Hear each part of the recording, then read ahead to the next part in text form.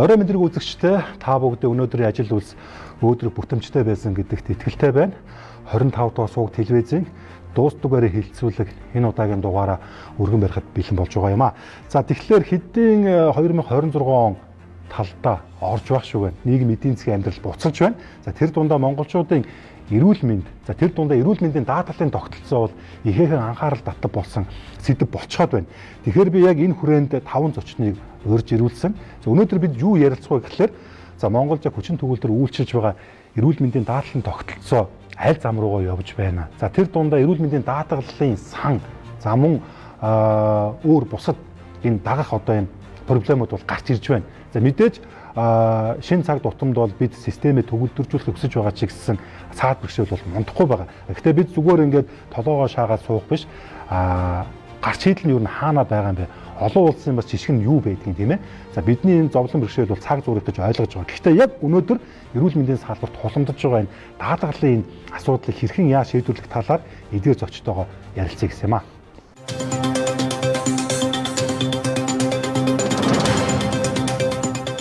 За ингээд хилцүүл хүрэлцэн ирсэн та тавдаа талархлаа илэрхийлье. Би одоо оршлоо яг ямар үг сонгох талаар их л толгой өглөө тэгээд маш хурдан ижиг шиг боллоо. Тэгээд өнөөдөр хилцүүлгээ аль биесээ эхлүүлье. За өнөөдөр манай хилцүүлгийн зочноор Сэвэн Жавын Батбаатар эрүүл мэндийн даатгалын ерөнхий газрын дарга,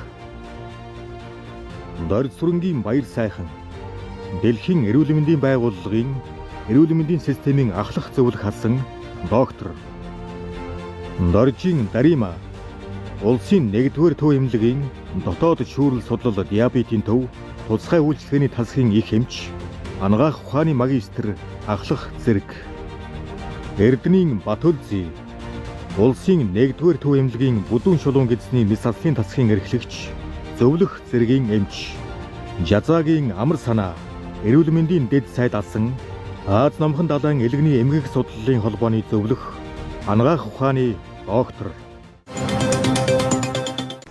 Цаг маш бага байгаа учраас та бүгд маань хариултаа их товч тодорхой өгөөрэй. За хоёрдугаарт өөр хооронд үзэл бодол нийлэхгүй бол тэрийг бас нээлттэйгээр бас илэрхийлээрэй. Тэр нь надад их таатай байна. Хэрвээ ингэж жоохон сэдвээсээ гажуудаад юм уу арай өөр зүйл ярих юм бол өнөөдрөө би их хурлын спикер гэдгийг битээ мартаарай. За эхний асуулт. Би түрүү хэлсэн. Эрүүл мэндийн даатгалын тогтолцоо гэдэг бол маш том сэдв. За тэгээ яг үүнтэй холбоотойгоор нийгэмд их олон асуудал гарч ирж байна. Би яг юу гэж асуух гээд байна гэхээр өнөөдрийн хүчин төгөлдөр үйлчилж байгаа хууль тогтоомж энэ даатгалын систем маань яг цаг үетэй хөл нийлүүлж чадж байгаа юу? Ерөнхий газрын дарга Батбаатар. За тэгэхээр та бүхэнд энэ өдрийн мэндийг хүргэе. За эрүүл мэндийн даатгалын ерөнхий газар нь бол өнөөдөр эрүүл мэндийн байгууллагууд болох анхан шатны эрүүл мэндийн 554 эрүүл мэндийн байгууллагатай гэрээтэй ажилладаг, лавлгаа шатлалын 101 эрүүл мэндийн байгууллагатай гэрээтэй ажилладаг. За мөн 1554 эмийн сантай бол даатгалын гэрээг байгуулж бол ажиллаж байна.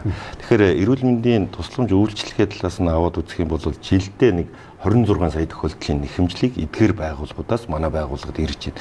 Тэгэхээр нийт даатгуулагчтай аваад үзэхээр нэг 80 орчим хувь нь даатгуулагчдын маань 80 орчим хувь нь жилдээ дор хаяж нэг удаагийн тусламж үйлчилгээг бол авсан ийм үзүүлэлттэй явж байна. Тэгэхээр өнөөдрийн даатгалын байгууллагын тогтолцооны асуудлыг ярихад бол мэдээж энэ бол дэлхийн 120 гаруй улсад одоо хэрэгжиж байгаа ийм тогтолцоо.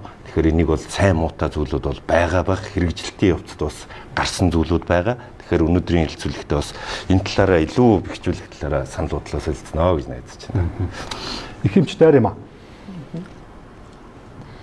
За ер нь эрүүл мэндийн даатгалын тогтолцоо одоо энэ эмнэлэгт нэвтрүүлснээр бас сайшаалтай талууд бас байгаа. Өвчний түүхийн историйн шалгуур үзүүлэлтээр бол эмчнэр бол хяналтаа хийгээд явдаг байгаа. За тэгээд энэ дээр бол зарим тал дээр бол өвчний түүхийн хяналтыг хийгээ явж хад шаардлагагүй шалгуур үзүүлэлтүүд байж идэг. За энэ шалгуур үзүүлэлтүүд байснаар бас л нөгөө эмнэлэг твцэж байгаа хүмүүсийн эмнэлгийн зардлыг нэмэгдүүлж байгаа асуудлууд байгаад байгаа. Тэгэхээр шалгуур үзүүлэлтийг бол үүсэхгүй яагаад гэвэл олон улсынхаа даатгалын тогтолцоог бид нар бол хэвшүүлээд явах шаардлага байгаа. Тэгээд энэ дээр бол залруулах зүйлүүд бол тасаг нэгж болгонд бол байгаа гэж бол харж байгаа. Эрүүл мэндийн даатгалсан одоо бол юг болж үрг болсон байна. Яг одоогийн байдлаар. Өнгөрсөн оны 2025 оны төгслөөр бол 198 тэрбумын юутай байсан. Өртөө байсан. Гэтэ одоо бол асуудалгүй болцсон байна. Гэтэ одоо бол бид нар бол би харж байхдаа бол хэдэн зүйл бодож байна л да. Нэгдүгээр бол би эмийн хүртээмж нэмэгдүүлмээр байна. За ямар асуудал гардаг вэ? Ялангуяа ах модуудад бол за энэ эхнээд нь 700-аад эмийг бол хөнгөлтөө олгодог. За үүний 190 эм нь бол 90% эзэлдэг юм байна. Тэгэхээр яаж энэ шаардлагатай одоо иргэдэд хэрэгтэй эмийг хүртээмж нэмэгдүүлэх үү гэдэгтэр одоо ажиллана. Хоёрт нь бол яг энэ эмийн хүртээмжийг хараад тахт бол 100% хөнгөлтөнд явж байгаа байна уу? Аль эсвэл тодорхой хэмжээний одоо хувийн компаниудын ашиглал нь ороод ирээ харж байгаа. Хувийн компани ашиг гэж болно. Гэхдээ ашиг хийхдээ бол заавал төрөөс хөнгөлтэй юм дээр ашиг хийх нь буруу гэж харж байгаа. Яг тэгвэл энэ бол Монгол улсын иргэний эрүүл мэндийн асуудал яригдж байгаа болохоор хүртээмж яригдж байгаа болохоор одоо даралтны юм, сахарын юм бусад зүйл дээр бол ашиг хийх нь буруу гэж харж байгаа л та. Өөр юм дээр хийж болно. Сонголтоор авч болно. За энэ өдрийн төгөргий. Тэгэхээр тогтолцоо гэдгийг би жоохон тодорхой хэлмээр байна л да. Тэр тогтолцоо одоо даатгал дээр бид авч үзэх үгүй юу зэрэг миний бодлоор бол эрүүл мэндийн даатгал бол өөрөө санхүүжилтийн нэг хэлбэр. Эрүүл мэндийн тогтолцооны санхүүжилтийн нэг хэлбэр. Тийм учраас эрүүл мэндийн даатгал маань өөрөө тусдаа том тогтолцоо болчоод ингээд одоо хүн амд тусламж үйлчилгээ үзүүлээд яадаг юм биш. Би тогтолцоо эрүүл мэндийн тогтолцоон дотор санхүүжилтэн дотор л авч үзэх ёстой. За зүгээр энэ утгаараа өнөөдөр эрүүл мэндийн даатгал маань хүн амын эрэлт хэрэгцээ нийцэж гэнэ үү гэвэл одоо миний хувьд хөгжлийнхээ үе шатыг дагаад эрүүл мэндийн даатгал маань зөв чиглэл рүүгээ явж байна л гэж би хэлнэ. Дэд сайд асан амар санаа. За би өнөөдөр ямар ч хэлсэн энэ эрүүл мэндийн даатгалын газар маань энэ манай Дэлхийн эрүүл мэндийн байгууллагын зөвлөх баяр сайхан зөвлөхийг бас зөвлөхөөрөө ингэж ерөнхий газар дээр авсанд бол их талархалтай байна. За энэ хүний үгэнд ороо явж байхад бол манай даатгалын тогтолцоо бол ерөөсө буруудахгүй. Харин ч зөв зам руугаа одоо зөв чиглэл рүүгээ явах болов гэдэгт би бат итгэлтэй байгаа. Яг өнөөдрийн манай тогтолцооны хүндрэлүүд байгаа. Энэ одоо тогтолцоо ч гэдэм үү даатгал одоо холбоотой хүндрэлүүд маш их байгаа. Гэхдээ энэ хүндрэлүүдээс болоод одоогийнхоо явж байгаа энэ ингээд голдрогоосоо бол гараад хэрэггүй гэж бодож байна. Бид нар энэ голдрголоод орох гэж одоо ямар олон жилийг зарцуулав. Одоо биднээс яриад байгаа юм чинь нөгөө нэг худалдаа авалтын тогтолцоо шүү дээ. Энэ тогтолцоо руу ч орох гэж бид нар одоо маш олон жил болсон шүү дээ. Зөвлөх маш сайн мэдж. Тэгээд нэг жижигхэн хүндрэлүүдээс болоод эндээсээ одоо ямар нэгэн байдлаар урвж шарах ийм зүйл бол ерөөсө гаргаж болохгүй. Жохон сайжруулаад засах юмнууд зөндөө байна. Тэрийг ярих юм бол өнөөдөр бараг өстө дуусахгүй ярих бах. Ярихад бэлэн байна. Засгийн эрхлэгч Батүлзээ. Энэ дрэмэн төргий. За эрүүл мэндийн даатгалын тогтолцоо сая баяр сайхан гоё хэлж байгаа. Энэ бол манай эрүүл мэндийн системийн тогтолцооны санхүүжилтийн нэг хэсэг. Энийг бүтэн тогтолцоо болгоно. Тогтолцоог айгүй өндөр давьчихаар бас буруу ойлгогдоод байгаа нэг юм ажиглагдаад байгаа. За зүгээр яг ингээд товчхон дараа нь яригдах бах. Эрүүл мэндийн санхүүжилтийн асуудал төр хамгийн игзэгтэй нэг айхтар юм байгаад байдаг. Энэ гүйцэтгэлийн санхүүжилт гэж. За энийг би жоохон буруу нэрлэлцдэг. Гүйцэтгэхгүй гүйцэтгэлийн санхүүжилт гэж. За баярлалаа. Гэхдээ зүгээр энэ ойлгох хэрэгтэй байгаа юм бид. Зах зээлийн нөхцөлж явж байгаад төлөвлөгөөт эдийн засгийн зарчмаар босоо удирдлагатай удирдах байхаар нэг одоо онол юуны хувьд гүйцэгдэхгүй.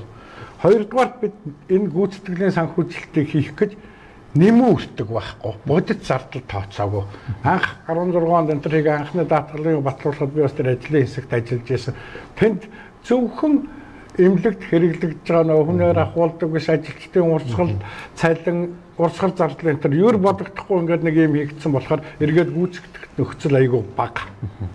Дээр нь энэ гүйцэтгэлийн санхүүжилтийг одоо даваа тал гэж одоо сайд болгон яриад телевиз болгоноор өстой сайн юм төрж байгаа. Энэ сайн уу сайн. Бидний явах зам мөн бүгд түрүүнд тодорхойлсон шүү дээ. Гэтэл сул талуудын ер ярьдгөө. Гүйцэтгэлийн санхүүжилтийн сул тал гэж байна. Сул талаа мэдэхгүй бол бид яаж засгаа мэдэхгүй. Эхнийх нь ээлжин тэгэхэд одоо ингээ тоо хэмжээ гажууддаг. Оншийн бүлэглэлээс болоод эрүүл мэндийн дата статистикууд маш их хөндөгдөж байгаа. Нөгөө талаар за та зохих гээд байгаа болохоор орхи дараа нь яригдчих ба. Эмч эмнэлгийн ажилчид эмнэлгийнхэнтэй уулзаад явж байхад энэ хулгай зөвлөгөөний талаар маш их ярьж надаас асууж байгаа. Бид нар хулгай хийгээгүй хэн хулгай хийсэн бэ гэдэг асуудал. Тэгэхээр энийг юу нь би энд асуучи парламентод шалгалт оруулсан байна. зөрчил илрүүлсэн байна. Хулгай уурын талаар маш их асууж байна. За зарим нэгэн хүн шалгагдчих байгаа яг хөө нэрийг би мэдчихэе. Тэгэхдээ сая хэрвээ сайд нар эрүүл мэндийн даатгалын ерөнхий газрын дарга нар хулгайлсан гэж байгаа бол ийм ерөнхийд нь биш нэр заагаад хэлэх боломж байна уу? Хин сайдын. За бодвол одоогийн сайд биш байлгүй шалгуулж байгаа юм чи мөнх сайхан сайдыг ярьж гинөө, тэрний өмнөх сайдыг ярьж гинөө, тэдгээрийг бүр өмнөхийг яриад байна уу? Тэ ер нь жоохон хувцас асуудалтай явахгүй бол та тавч одоо нэг найз зүйч юм шиг яах гэдэг юм. Би ч одоос нэг гал гаргаж хүсэж та ядыг үлсэн. За. Батбаатар дарга. Өнгөрсөн оны сүүлээр ажиллаа авсан. За. Ер нь бол ингээд зөвхөн эрүүл мэндийн даатгалын ерөнхий газраас гадна нийгмийн даатгалын ерөнхий газар ч гэсэн салхи ороосоо гэж хэвлийнхэн бид харж ирсэн. За ер нь салхи ороо явж явах шиг байна. Зүгээр энэ хүндэл ярьж та битээ бодоорой. Яг одоо та ажиллаа аваад ингээд нэг хэдэн сарын хугацаа өнгөрлөө. Яг шийдэж чадсан яг гол 3 ажлаа та хэлтэй. За тэгэхээр хамгийн ихний асуудал бол бид бүхэн анхан шатны эрүүл мэндийн байгууллагуудад олгож байгаа санхүүжилтэнд бол тодорхой өөрчлөлтүүдийг хийлээ. Төлбөрийн аргаа одоо шинжилж чадлаа. Тэгэхээр 2022 оноос хойш бол анхан шатны эрүүл мэндийн байгууллагуудад бол нэг иргэнээр тооцсон норматив зардал, дөрвөн тусламж үйлчилгээний зардал гэж санхүүжилтийг бол олгодог. За ингээд явхаараа өөрөө лавлгай шатлын эрүүл мэндийн байгууллага дээр өнгөрсөн жилийн одоо статистик мэдээлэлээс аваад үзэхэд лавлгай шатлын эрүүл мэндийн байгууллага дээр авсан нийт иргэдийн тусламж үйлчилгээний 75% нь өөрөө анхан шатны эрүүл мэндийн байгууллага алгасаад үзүүлсэн байна. Тэгээд явахаар лавлгай шатлын эрүүл мэндийн байгууллагууд дээр ачаалал үүсэж байна, ойчор үүсэж байна. Энэ асуудлууд бий болоод байгаа учраас анхан шатны эрүүл мэндийн байгууллага өөрөө хаалга баригчийн чиг үүргээ хэрэгжүүлэх ёстой гэдэг үүднээсээ бид нар тодорхой нэг иргэний тарифыг нь нэмэгдүүлж өглөө, урамшууллуудын бодлогыг гаргаж өглөө, ийм өөрчлөлтүүдийг бол нэгдүгürt бол хийж чадлаа. За хоёрдугаарт бид бүхэн зөвхөн одоо эрүүл мэндийн байгууллага тал руугаа ярихаас илүү дотоод зөвхөн бид нар асуудлаас ярих хэвээр. Эрүүл мэндийн байгууллагаас түрүүн Дарим Оосын эмчилж нэхэмжлийн хяналтын асуудлыг бас хөндөж байна. Тэгэхээр бид бүхэн энэ нэхэмжлийн хяналт дээр үүсэж байгаа асуудлуудыг цахим руу шилжүүлэх асуудлыг хоёрдугаарт нь бол бий болгоод явж байна. Одоо энэ бүгд найрамд Солонгос улсын HERA гэж байгууллагаас бас эрсдэлтэй нэхэмжлэлийг одоо хэрхэн илрүүлэх, энэ дээр яаж хамтран ажиллах уу гэдээ бас бид нар хамтын ажиллагаагаа бол бий болгоод явж байна. За гуравт нь нэг асуудал байна. За эрүүл мэндийн даатгалын сангийн өөрөө мэдээлэл нь статистик тоо мэдээлэл санхүүжилт нь өөрөө ил тод нээлттэй биш байхаар энэ дотор хардлага зэрэглэлүүд их яваад байна. Тэгэхээр бид нар сар болгон иргэн тухайн эрүүл мэндийн тусламж үйлчилгээг ийм үйлчилгээг энэ эмнэлэг дээр таныг авсан гэж бүртгэгдлээ шүү гэдэг мэдээллийг нэгдүгürt иргэдэд хүргэдэг болголоо. Хоёрдугаарт эрүүл мэндийн байгууллагуудын ямар санхүүжилтийг сар болгон ямар оншин амралтай бүлгээр аваад нэхэмжлэл ирүүлээд аваад байгаа юм гэдэг мэдээллийг ил тод нээлттэй болгосон. За гуравдугаарт иргэд эрүүл мэндийн байгууллага дээр яваад очихоор үүсдэг бас нэг юм үйл ойлголттой асуудал бол тухайн эрүүл мэндийн байгууллага маань ямар оншин амралтай бүлгээр даатгалдаг гэрээтэй. За тэгвэл энэ даатгалаар энэ гэрээ оншин амралтай бүлгээр гэрээтэй болвол энд нь иргэн бие хэдэн төгрөгийн хамтын төлбөрчлөхийн даатгал хийдэгдлэхийн гэдэг нь тодорхойгүйгээс янз бүрийн асуудлууд бий болж байна. Тийм учраас энэ мэдээллийг эмнэлэг бүрээр нь бид ямар оншин амралтай бүлгээр гэрээтэй гэсэн гэрээлтийн мэдээллийг ил тод нээлттэй байршуулдаг болсон. За. Дарим амч та түрүүний эхлэл дээр нь хэлсэн шүү дээ. Яг одоо ингээд дарга зэрэг нь солигдсон байна тийм үү? Яг таны ярьсан дээр проблем дээр өөрчлөлт гарч ийн эсвэл бах байдгаар байгаа юу?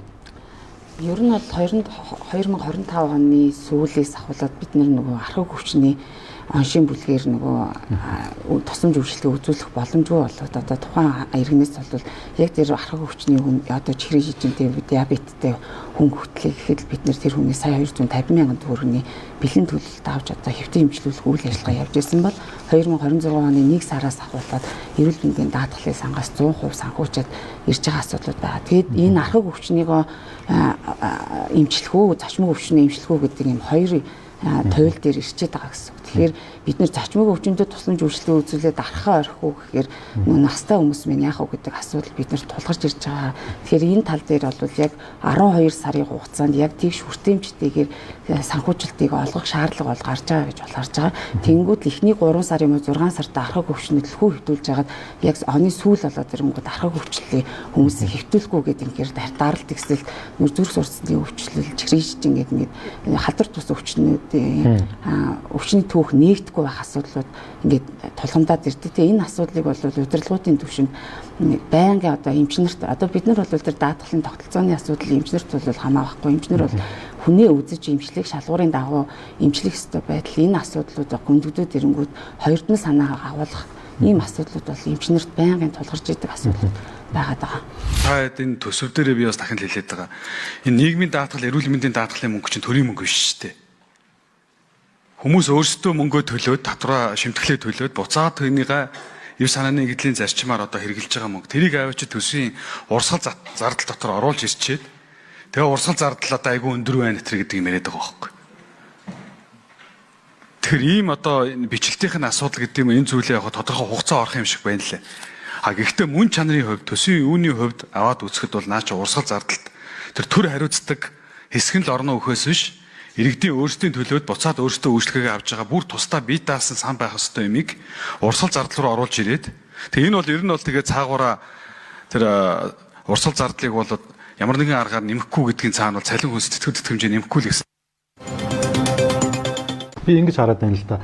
Жишээ нь Батбаатар дарга бол одоо ингэж яг хагалгаа удирдах байгаа эмч гэж бодъё.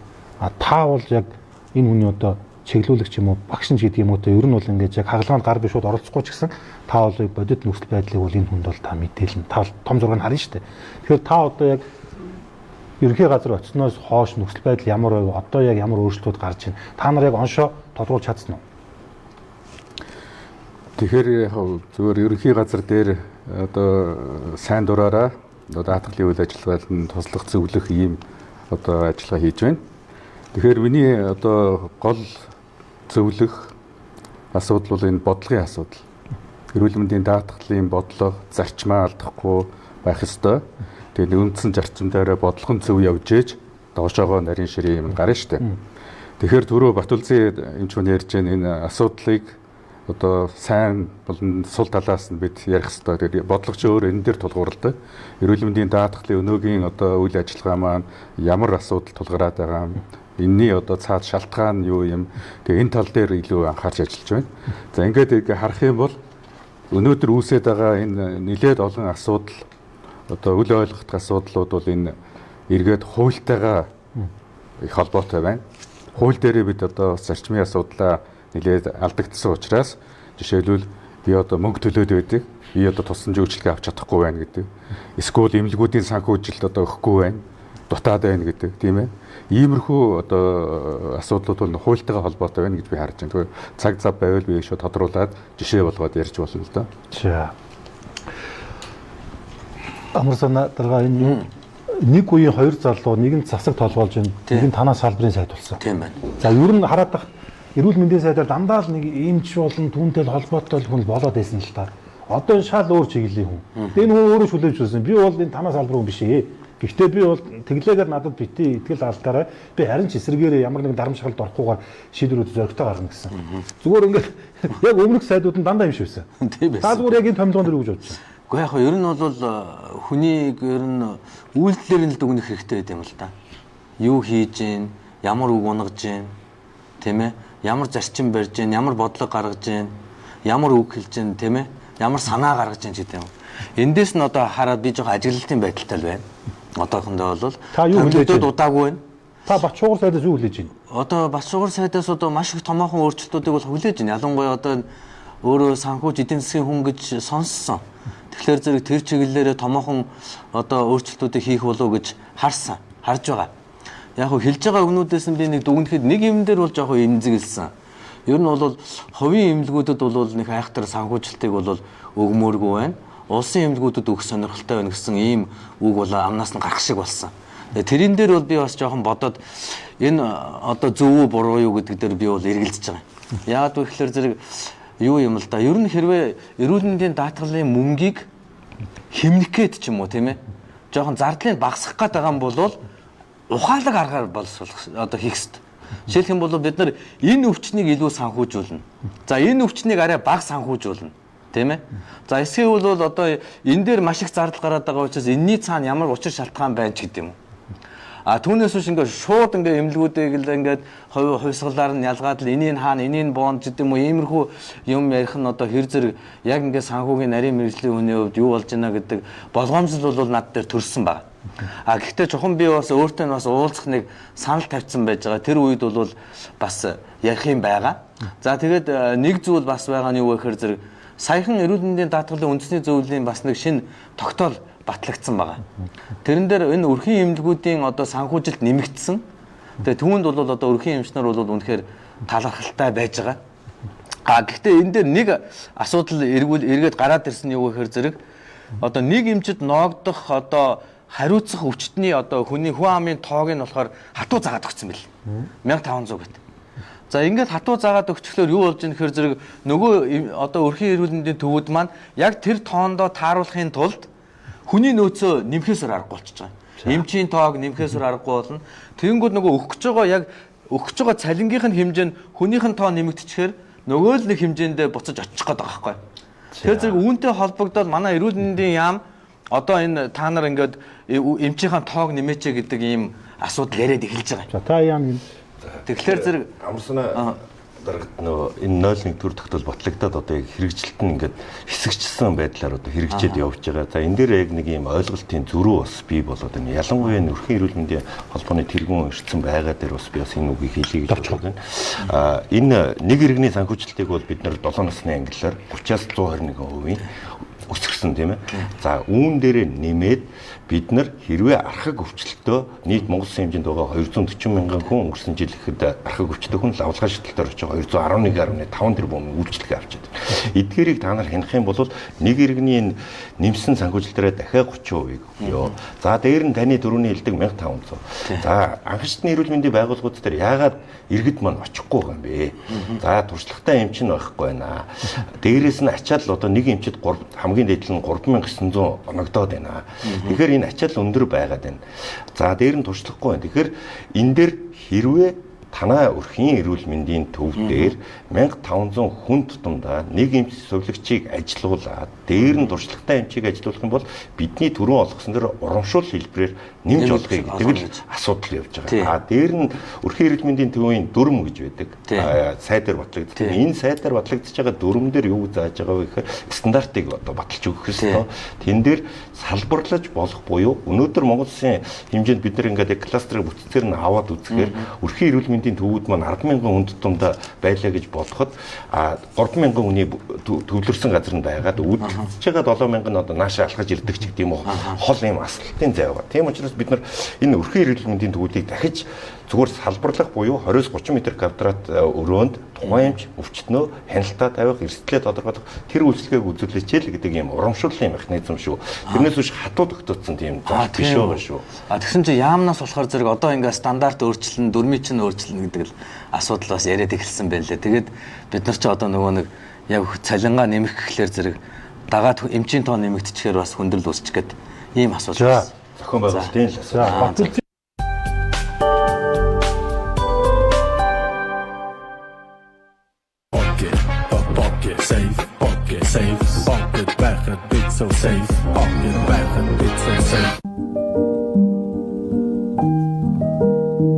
Хямдун ухаалаг сонголт оргил үндэсний сүлжээ дэлгүүр. Happy Pay төлөөд 20 хүн кэшбэк аваарай. Happy Pay, Happy Bag. Удаа хөгжлийн банк. Jameson брэнд пробиотик 10 тэрбум ашигтай бактери, 14 төрлийн пробиотик, ДНХ шинжилгээ хийсэн анхны пробиотик. Хүчтэй, амтай, өндөр, дээд витаминаар баялаг амтд өөрөөрөө ирээдүйн аваргуудаа зориулв. Пластик савлгаа нь нарны тусгал, температурын нөлөөллөөс шалтгаалan эрдэстэй ургуулд орж хүний биед микропластик хоригдлогдож байдаг. Микропластикийн эрсдлээс сэргийлье. Нарцаа. Улсын авраг арстан ноцолдоод эхнэрүүд 5 цул чанаад алаг баагро өнгө оруулаад наадам нь баагротой, найр нь баагротой, дэлхийд ганц баагротой Монгол наадмын ерөөлт баагро дэвшүүлээ. Баагро. Заримдаа бид ямар нэг зүйл хийсэн эсхэ мэдэхгүй байгаад би биш шүү гэж хэлэх юм бартад Спумизаны идэвхтэй найрлаг болох Семитикон нь эзний хийм бөмбөлгүүдийг хурдан задлаж би чимэгдэхгүйгээр үйлчилдэг. Тиймээс таныг юу таагүй байдлаас хөнгөрүүлнэ. Би биш шүү. Спумизан илүүдлэхийг гадагшлуулахад туслана. Эмийн заавраас гаж нөлөө хориглох заалтыг уншиж эмч эмзүүчээс асууно.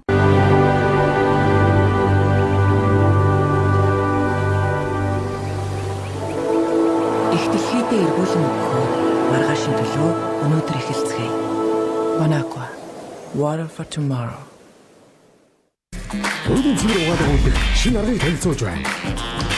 Шинэ Ariad All in One Pots толбонд Потхийн таагүй нэрийг зурайлах нь. Богино угаалгын програм дээрч Потхийн. Эхлээд арай пот ганд хуцаа. Өвгийн цэвэрхэн угаалга үйлдэл бас Потхийн. Шинэ Ariel All-in-One Pots. Хүүхд өрөхгүй газар хадгална. Альпен Голд шоколадны гайхамшигтай амтны үүсгэх эерэг давлгаа.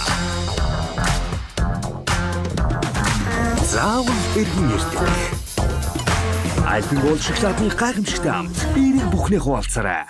Би та бүхэнд гайхалтай зүйл харуулах гэж байна. Евровазав чулуун хөмнө мянган хэм хүртэл хамт тэсвэртэй.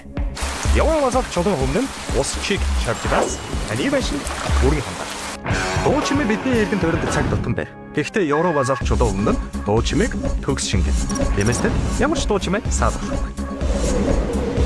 Монгол орны эрсдэл суурамсгал яг л тохих барилгын материал. Хөлтөнд анаавахгүй халуун сэрүүнээр хадгал. Балгын материалыг зөвхөн Евровазалтаас. Union Pay Splendor Plus. Бүгд найрамдах хятадаар тусал хийх алхам бүрцтэй нэг хувийн үнцнийг эргүүлэн олгоно. Ногоон хөгжлийг дэмжигч Төрийн банк. Nexar харшлын шинж тэмдгийг намдаахад тань туслана. Nexar-ыг нус гоожих, нулимс гарах, чонон хөрвсөн шинж тэмдгийн үед 24 цагт нэг удаа ууж хэрэглэнэ. Nexar нойр хүргэх нөлөө үзүүлэхгүй. Эмийн завраас гач нөлөө хориглох цаалтыг уншиж эмч эмзүүчээс асууно. Заримдаа эвгүй өнөр гинт гарч ирэх нь бий. Би биш шүү. Зарим үед тайзан дээрч. Би биш шүү. Заримдаа бид ямар нэг зүйл хийсэн эсхээ сайн мэдэхгүй байхад ч. Би биш шүү гэж хэлхээ мартадаггүй. Гэхдээ нэг зүйлийг бид сайн мэднэ. Спумизаны идэвхтэй найрлага болох Семитикон нь эзэсний хийм бөмбөлгүүдийг хурдан задлж бие чимэгдэхгүйгээр үйлчилдэг. Тиймээс таныг эвгүй таагүй байдлаас хөнгөрүүлж илүүдлэхийг гадагшлуулахад туслана. Би биш шүү. Спумиза илүүдлэхийг гадагшлуулахад туслана. Эмийн завраас гач нөлөө хориглох цаалтыг уншиж эмч эмзүүчээс асууно. Та хүүхдийн нухшны гарал үүслийг шалгадаг уу? Хамгийн эрүүл хөрс цэнгэг ахаар дархан цаазтай масуурын бүс нутгийн живнес лов. Хүүхдийнхээ хүнсэнд хариуцлагатай хандъя. Кубус. Ноён шатигнор өөр айс. Эрүүл амт. Шараагүй жигэнсэн. Ходоодо бодъё өөр айс. 20 дахин их аз. Тимбарк авсан e-баримтаа Тимбарк цэгийн сайтаар бүртгүүлээд сар бүр iPhone, MacBook, gaming PC, скутер, дугуй зэрэг олон шагналын эзэн болоорой. Дэлгэрэнгүй мэдээллийг Тимбарк цэгийн. Байгалийн жимс витаминаар баялаг. Ороор шилжиж ирээдүйн аврагуудаа зориулв. Jameson брэнд пробиотик 10 тэрбум ашигтай бактери, 14 төрлийн пробиотик, ДНХ шинжилгээ хийсэн анхны пробиотик. Happy Bear төлөөд 20 хүн кэшбэк аваарай. Happy Pay, Happy Bear. Удаа хөгжлийн банк. Хямдун ухаалаг сонголт, оргил үндэсний сүлжээ дэлгүүр.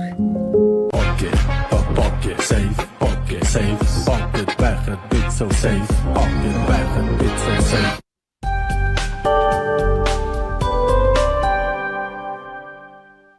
Энэ юу хөө? Шинэ сайт чинь нэг юм ярьсан. Энэ нөгөө нэг энэ эрүүл мэндийн даатгалын асуудал дээр ингээд бүтэн одоо өдөр суулаа л гэж хэдэн өдөр суусан гэж байгаа юм те. Тэгээд 2.4 их 80 гэдэг чинь баг туулын хурдны замын санхүүжилт баг явж байна л те. Энэ их маш их мөнгө. За тэгснэ энд нэг юм явж байгаа. Би одоо те энэ эрүүл мэндийн даатгалын системийг захимжуулна гэж байгаа. Гэхдээ би ч одоо захим үндэстэн болсон гэж ойлгоод байгаа шүү дээ. Энэ одоо захим болоогүй юм уу? Нэг хоёрдугаар дэвтэр бариад гүйдэг үеийг зогсооно л гэж. Энэ өчир хүн дэвтэр бариад гүйчлээ. Би эмнэлэг дээр таарсан хүмүүс бариад гүйчлээ. Тэг хизээ захим болдсон бол тэгээд энэ та нарт юу жоо төвхтэй юуныг цаас бариад гүйгээд байгаа. Төвхтэй. За. За хойдоор хурдан ирэхгүй энэ чинь бас хэцүү асуудал болоод байгаа тий. За зүгээр даатгал бол том бүтц. За даатгалын системээр одоо бүх энэ үйлчлэгээ бараг үйлчлүүлээд төлбөр тооцоо хийдэг тийм эдийн засгт улс гэж байхгүй. Бүгд даатгалын өмсөлттэй байдаг. Хавсарсан юм одоо хувийн даатгал хөгжүүлэх хэрэгтэй. Нэгдүгээр. За хоёрдугаар сайд суугаад одоо түрүүн та асууж байгаа газрын даргаыг одоо очоо юу өөрчлөгдөө сайн энэгээр шийдэхгүй. Түрүүнийхээ юмруу би нэг зогсорчээ. Сул талуудаа ойлгохгүй. Нэгдүгээр одоо ирэмлэх юм олохгүй. Шинэ урьдчилан сэргийлэх үзлэг гэл. Ямрын үзэж энд хөрөнгө зарах уу даатгалын сангаас ямрын зарахгүй. Сөрвэ нэг жил гарангийн өмнө нэг шогийн үзсэн шүү. 6 настай хүүхдүүдийг шүдний үзлэг урьдчилан сэргийл. Тэр шаардлагатай 6 нас хүрээтэй тэр өвдөлтөд өвдгөж унаад дуусах юм. Ингээд энэ юмаа эренбэлж мэдэхгүй байна нэгдүгээр. За хоёрдугаар асуудал болоод ирэхээр тоон дээр ажиллаа чанар байхгүй болчихжээ. Ердөөс эмнэлгийн санхүүжилт авахын тулд сая төгрөг авахын тулд тоол хөөцөлдөөтэй. Чанарын асуудал байхгүй. За гуравдугаар даатгалын газраас нь гажуудлал гардаг, тоглоомын гажуудлал энэ сул тал нь байдаг. Яг тэгэхээр эднүүсийн өөрсдөө хэрэгжүүлэх бүтцээ ингээл танилцуулаад яваад байдаг. Тэр нь бол одоо ингээд нийт иргэд ард түмэнд болохоор тоглоом шиг ойлгохтой биелэхгүй ингээд сул талуудаа засч чадахгүй байгаа болохоор ингээд ийм олон сул талууд аюу олон бай цаг хэмнэлд ингээд яа. За зүгээр ингээд сайдын хувьд хэлж байгаа юм юу ч өөрчлөлт цахим болгох ёстой юу ёстой. Одоо яг ингээд суусан амар санаа дарга өндөр хөгжилтэй улсууд одоо та мэдж байгаа Герман, Европын орнууд өрхийн эмчийн үйлчилгээ family doctor маш өндөр түвшинд байх хэрэгтэй. 3 дугаар шатлын бид хүнээ эмчилчээд өрхийн эмчид дараагийн асуудлаа явуулдаг. Өрхийн эмч тэнд сонгоо бидэнд явуулдаг. Ингэхгүй ингээд юм замбраагүй яваад гарч бас даатгалд аягүй хөнөөлттэй байгаа. Тэгээ нэг ганц хийх ажил байгаа бидэнд.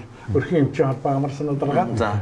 Бүх эмч ID кодтай. Баяр сайхан дарга мэдж байгаа. Өржихэд 007. Тэгээд би гарахад цахимаар юмаа бөглөөд тэр ID кодоо тавьнухаас миний гарын усыг тамга тэрнэг карт юм хамаагүй. Тэгэхдээ чинь бидэнд нэг хүндрэлтэй юм байгаа. Гэл самжууллаа шүү.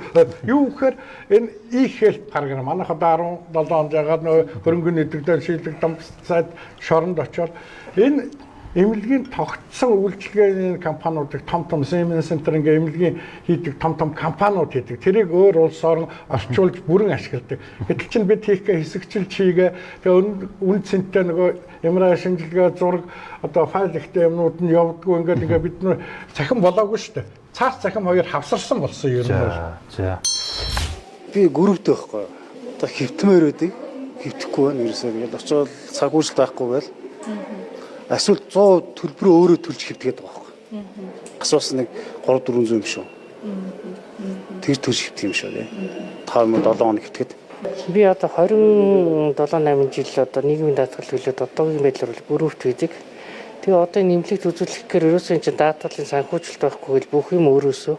Одоо би ингээд бүрээ дутагдалд орцсон. Ерөнхийдөө зүрхний стенттэй тэгээд ийм хүн юм байна. Тэгээд одоо энийг эмнэлэгт хэвтий гэхээр одоо эмнэлэгт санхүүжилт байхгүй гэдэг улирлалтыг удаа хэвтчихсэн. Тэрийгэ чадгаа байсан.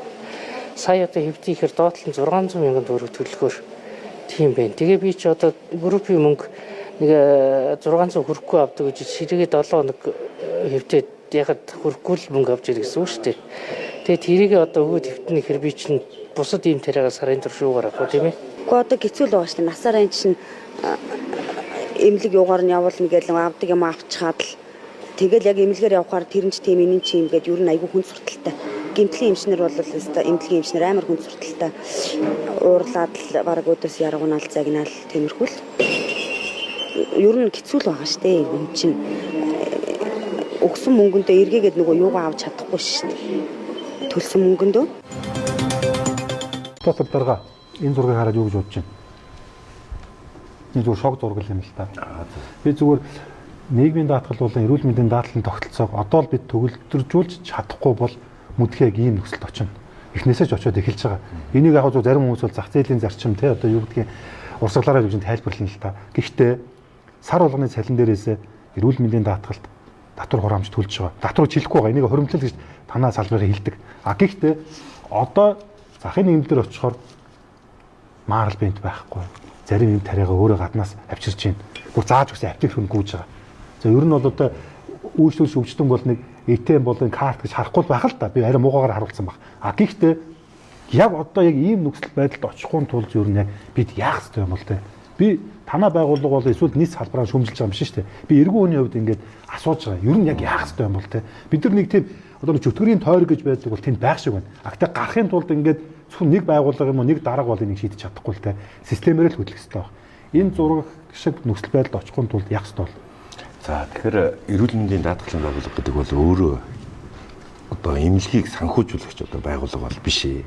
Эрүүл мэндийн даатгалын байгууллага гэдэг даатгуулагч иргэдтэй чанартай тусламж үйлчилгээг зөв газраас нь эдийн засгийн хувьд үр ашигтай, эмнэлэг зүйн хувьд үр ашигтай байдлаар одоо худалдаж авахыг зохион байгуулах, чиг үүрэгтэй байгуулах. За тэгэхээр энэ тогтолцооны асуудал руу ороод ирвэл энэ стратеги худалдаа авахчийн чиг үүргийг одоо бид бүхэн хэрэгжүүлээд бас тодорхой 5 жилийн хугацааг ингээд өнгөрөж байна. Тэгээ энэ хугацаанд бол Монгол улсад одоо өмнөхөө бид нар хараад үзэх юм бол энэ бас монголчууд ард иргэдэд эрүүл мэндийн салбарт ч гэсэн олд амжилтуудыг бол бий болгоцжээ. Өмнө нь гадагшаа урсчихсан тэр их урсгалууд өнөөдөр дотооддоо үлдчихэ. Монгол эмчид нар өнөөдөр дэлхийн хэмжээний технологиг Монголдо нутагшуулаад дэлхийн хэмжээний эмчид нартай өрсөлдөхүйц хэмжээний энэ боломжийг бол энэ өөрөө бүрдүүлж өгсөн юм аа. За нөгөө талдаа бид бүхний одоо энэ мэдээж эрүүл мэндийн тусламж үйлчлэгээ бол эрэлт хэрэгцээ бол мэдээж өндөр жилээс жилд одоо нас уртсаж байна. Архаг өвчлөл бий болж байна. Хавсарсан өвчтнүүд бий болж байна. Тэгэхээр мэдээж биднэрт шаардлагатай тусламж авах хэрэгцээ шаардлагууд хязгааргүй байгаа. А нөгөө талдаа эрүүл мэндийн даатгалын сан гэдэг бол жилийнхээ төсөвдөө батлагдсан төсвийнхээ хүрээнд зарцуулалтыг олгодог юм сан. Тэгэхээр тодорхой хязгаартай гэсэн.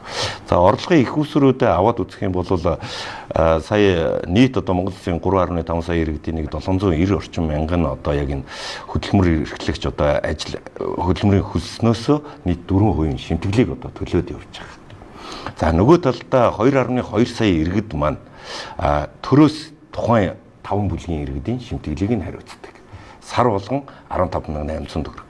Тэгээд эннээсээ өвдөд эрүүл мэндийн эмнэлэг үзүүлж байгаа тусламж үйлчлэгээ зарцуулж байгаа зардал хоёр дээр хүрэлцэхгүй байх юм асуудал байгаа. За энийг бол бүгд тал талдаа ойлгож байгаа. Тэгэхдээ энэ дээр бас бид бүхний дутуу одоо цорхоо юмнууд бол байгаа гэдгийг хэлье. Одоо ингээд зөкөх гэхээр эмч одоо энэ дээр асууж байгаа шүү. Та нар дээр ингээд иргэд очиж байгаа. Тэнгүүд ингээд яг яалч үн гаднаас авчрын тариа ч юм уу зарим зүйл нь одоо ингээд санхүүжилт олгохдохгүй шүү дээ. Танаас санаж байна нэг жил гарангийн өмнө хан уулын эмнэлэг дээр хүртэл ингээд эмгтээчүүдийг үзэхэд хүртэл ингээд малгай бэлээ одоо байхгүй байна те зүгээр хүнсний тормоор эргэлж ийн гэл нүд талхармаар гарч ирсэн шүү дээ те. Энэ чинь бас л нөө санхүүжилттэй холбоотой. Эмч эргэн хоёрын хооронд ингээд үннээс болж үйл ойлголт гарах уу?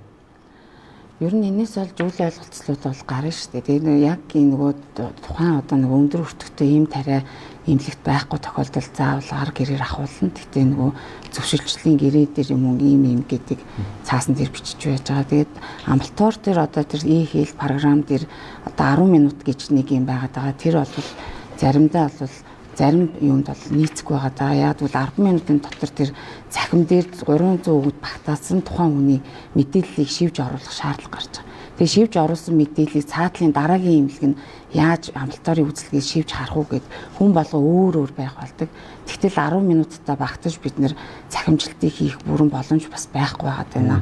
Нөгөө талаар амбал тасагт хэвтэмжлүүлж байгаа хүмүүсийн 100% цахимжилт орцсон хэрнээ цаасан хэлбэр нь яваад байгаа. Ингээд хоёр давхардл үүсгэр санхүүгийн талаас бас өртгөн улам нэмэгдэж байна гэж харах гэдэг. Тэгээд энэ хэвтэлтийн нөгөө одоо өрхийн эмнэлгээс эмнэлэгт бол энэ нархаг хөвчлөлийн одоо чихрийн диабетик тэгээд зүрх судасны хөвчлөлийн хяналтыг хийгээд явах юм бол 3 дугаар шатлалд очих тэр санхүүгийн одоо юунд бол шууд нөлөөлнө гэж байна. Харж байгаа нэг талаас. Саяных дээр нэмээд хэлчихье. Манай эрүүл мэндийн даатгалын багцад нийт 700 он шамралтай бүлэг байдаг. За энэ нь одоо өртгийн жингээр оншуулганы өртөг гэж тооцогддог. Тэгэхээр хэрвээ түрүүн таны хэлдгээр иргэн эрүүл мэндийн байгууллага дээр очиод эм тариаг хувьяасаа ахуулаад байгаа бол энэ зөрчил гэсэн үг. Тухайн иргэн энийг эрүүл мэндийн даатгалын байгууллагад мэдээлсэн тохиолдолд бид тухайн иргэний хувьсаа гаргасан мөнгийг бол гаргуулж өгнө. Хэрвээ даримаа эмчийн хэлдгээр зөвшөөрөөд тухайн энэ эмчилгээний одоо ийм тарианы хэрэгсэл байхгүй болоод тухайн үед нь тасалдсан үед нь иргэн зөвшөөрөөд авсан тохиолдолд буцааж санхүүжилтээ авсныхаа дараа буцааж өгөх бас үүрэгтэй. Тэгэхээр энэ дээр бол манай энэ оншин амралтай бүлэг гэдэг өөрөө төлбөрийн арга маань өөрөө FIFO сервис биш, энэ үйлдэлээр нь биш багцалж одоо бүх зардал нь орцсон гэсэн үг тухайн эмчилгээг авах. За. Доктор хэлээ. За одоо хэлээ. За энэ бол айгүй том асуудал. Энэ даатгалд мөнгө буцааж өгнө гэдэг бол яста хэдийн эмчнэрийг бол толгойг нь хуглаад нэр хүндийг унгааж байгаа амар том асуудал. Бид юм захидаг хэрэгцээ чамаа захина байгууллага хангахгүй. За тэгэхээр дараа наа чинь бөөм хил ам байдаг. Энийг аавна гэ. Тэгээд даатгалын газар тэр үнэртэйг шийддэггүй, эмнэлэгч шийддэг. Та өвчтөн хохроо бухимдаа дараагийн хэл энэ бол айгүй тийм буруу тогтолцоо яг үннийг хэлэхэд. Гэтэл чинь ганц л асуудал байгаа шүү дээ. Хүнээс хөв марл одоо ахуулж байгаа эмнэлгийн байгууллагууд. Марл ахуулж байгаа нуугаад байгаа юм байхгүй, хотлоо хэлэх юм байхгүй. Гэтэл чинь энэ менежментийн арга нэг хүний тариа их шипрез хүн тэр чинь тийм их зардал биш. Тэрийн жигд нийтийн эрх ашигыг хангасан юмын жигд хангачаа тэр өндөр өртөгтэй үнэтэй юмаа иргэнтэй хуваалцдаг болох хэрэгтэй байхгүй юу? Тэгэхгүй ердөөсөө тэгэл аваачаад тэгээд нэг муухай юм байгаа одоо манай зүгээр технологи нэвтрүүл өндөр үнэтэй юм хэрэглэн тэгэл ингээд үр зардалгүй, үр ашиггүй. Ер нь бол технологи гэдэг бол амьдрал дээр хэрэглээд үр дүн эдийн засгийн ашиг болж инновац технологи болдог болохоос зүгээр тэнд байгаа мэгэн дуурайж ир зараа инновац болно гэж байхгүй. Айгүй их том төрөгдөл. Энэ эмнэлгийн менежментийн айгүй их юм байгаа. За Пагамгай хаалганы хожим нь 2024 оны 4-р улирал хүртэл дүүрчиж. Тийм болов. Гэхдээ имэн одоо тэр хүртэл хүлээж тисэх юм болов уу? Гэхдээ харин өөр арга байдгүй. Одоо олон л өвцөн завсан хүн байгаад идэг.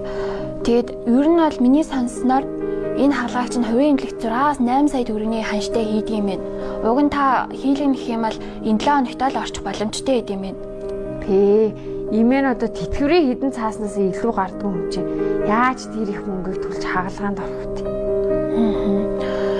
Тэгвэл Пагамгай та одоо эмээ сайн уугаад, яг цагаар нь уугаад, гамаа сайн бариад тэгээд одоо хойлоо хаалганы ойчроо хүлээхээс л өөр аргагүй нэ. За одоо тэг өөр аргагүй бол одоо эмээ тэр хүртэл одоо бие бодчих. За баярлалаа минийхүү баяртай. За баяртай та.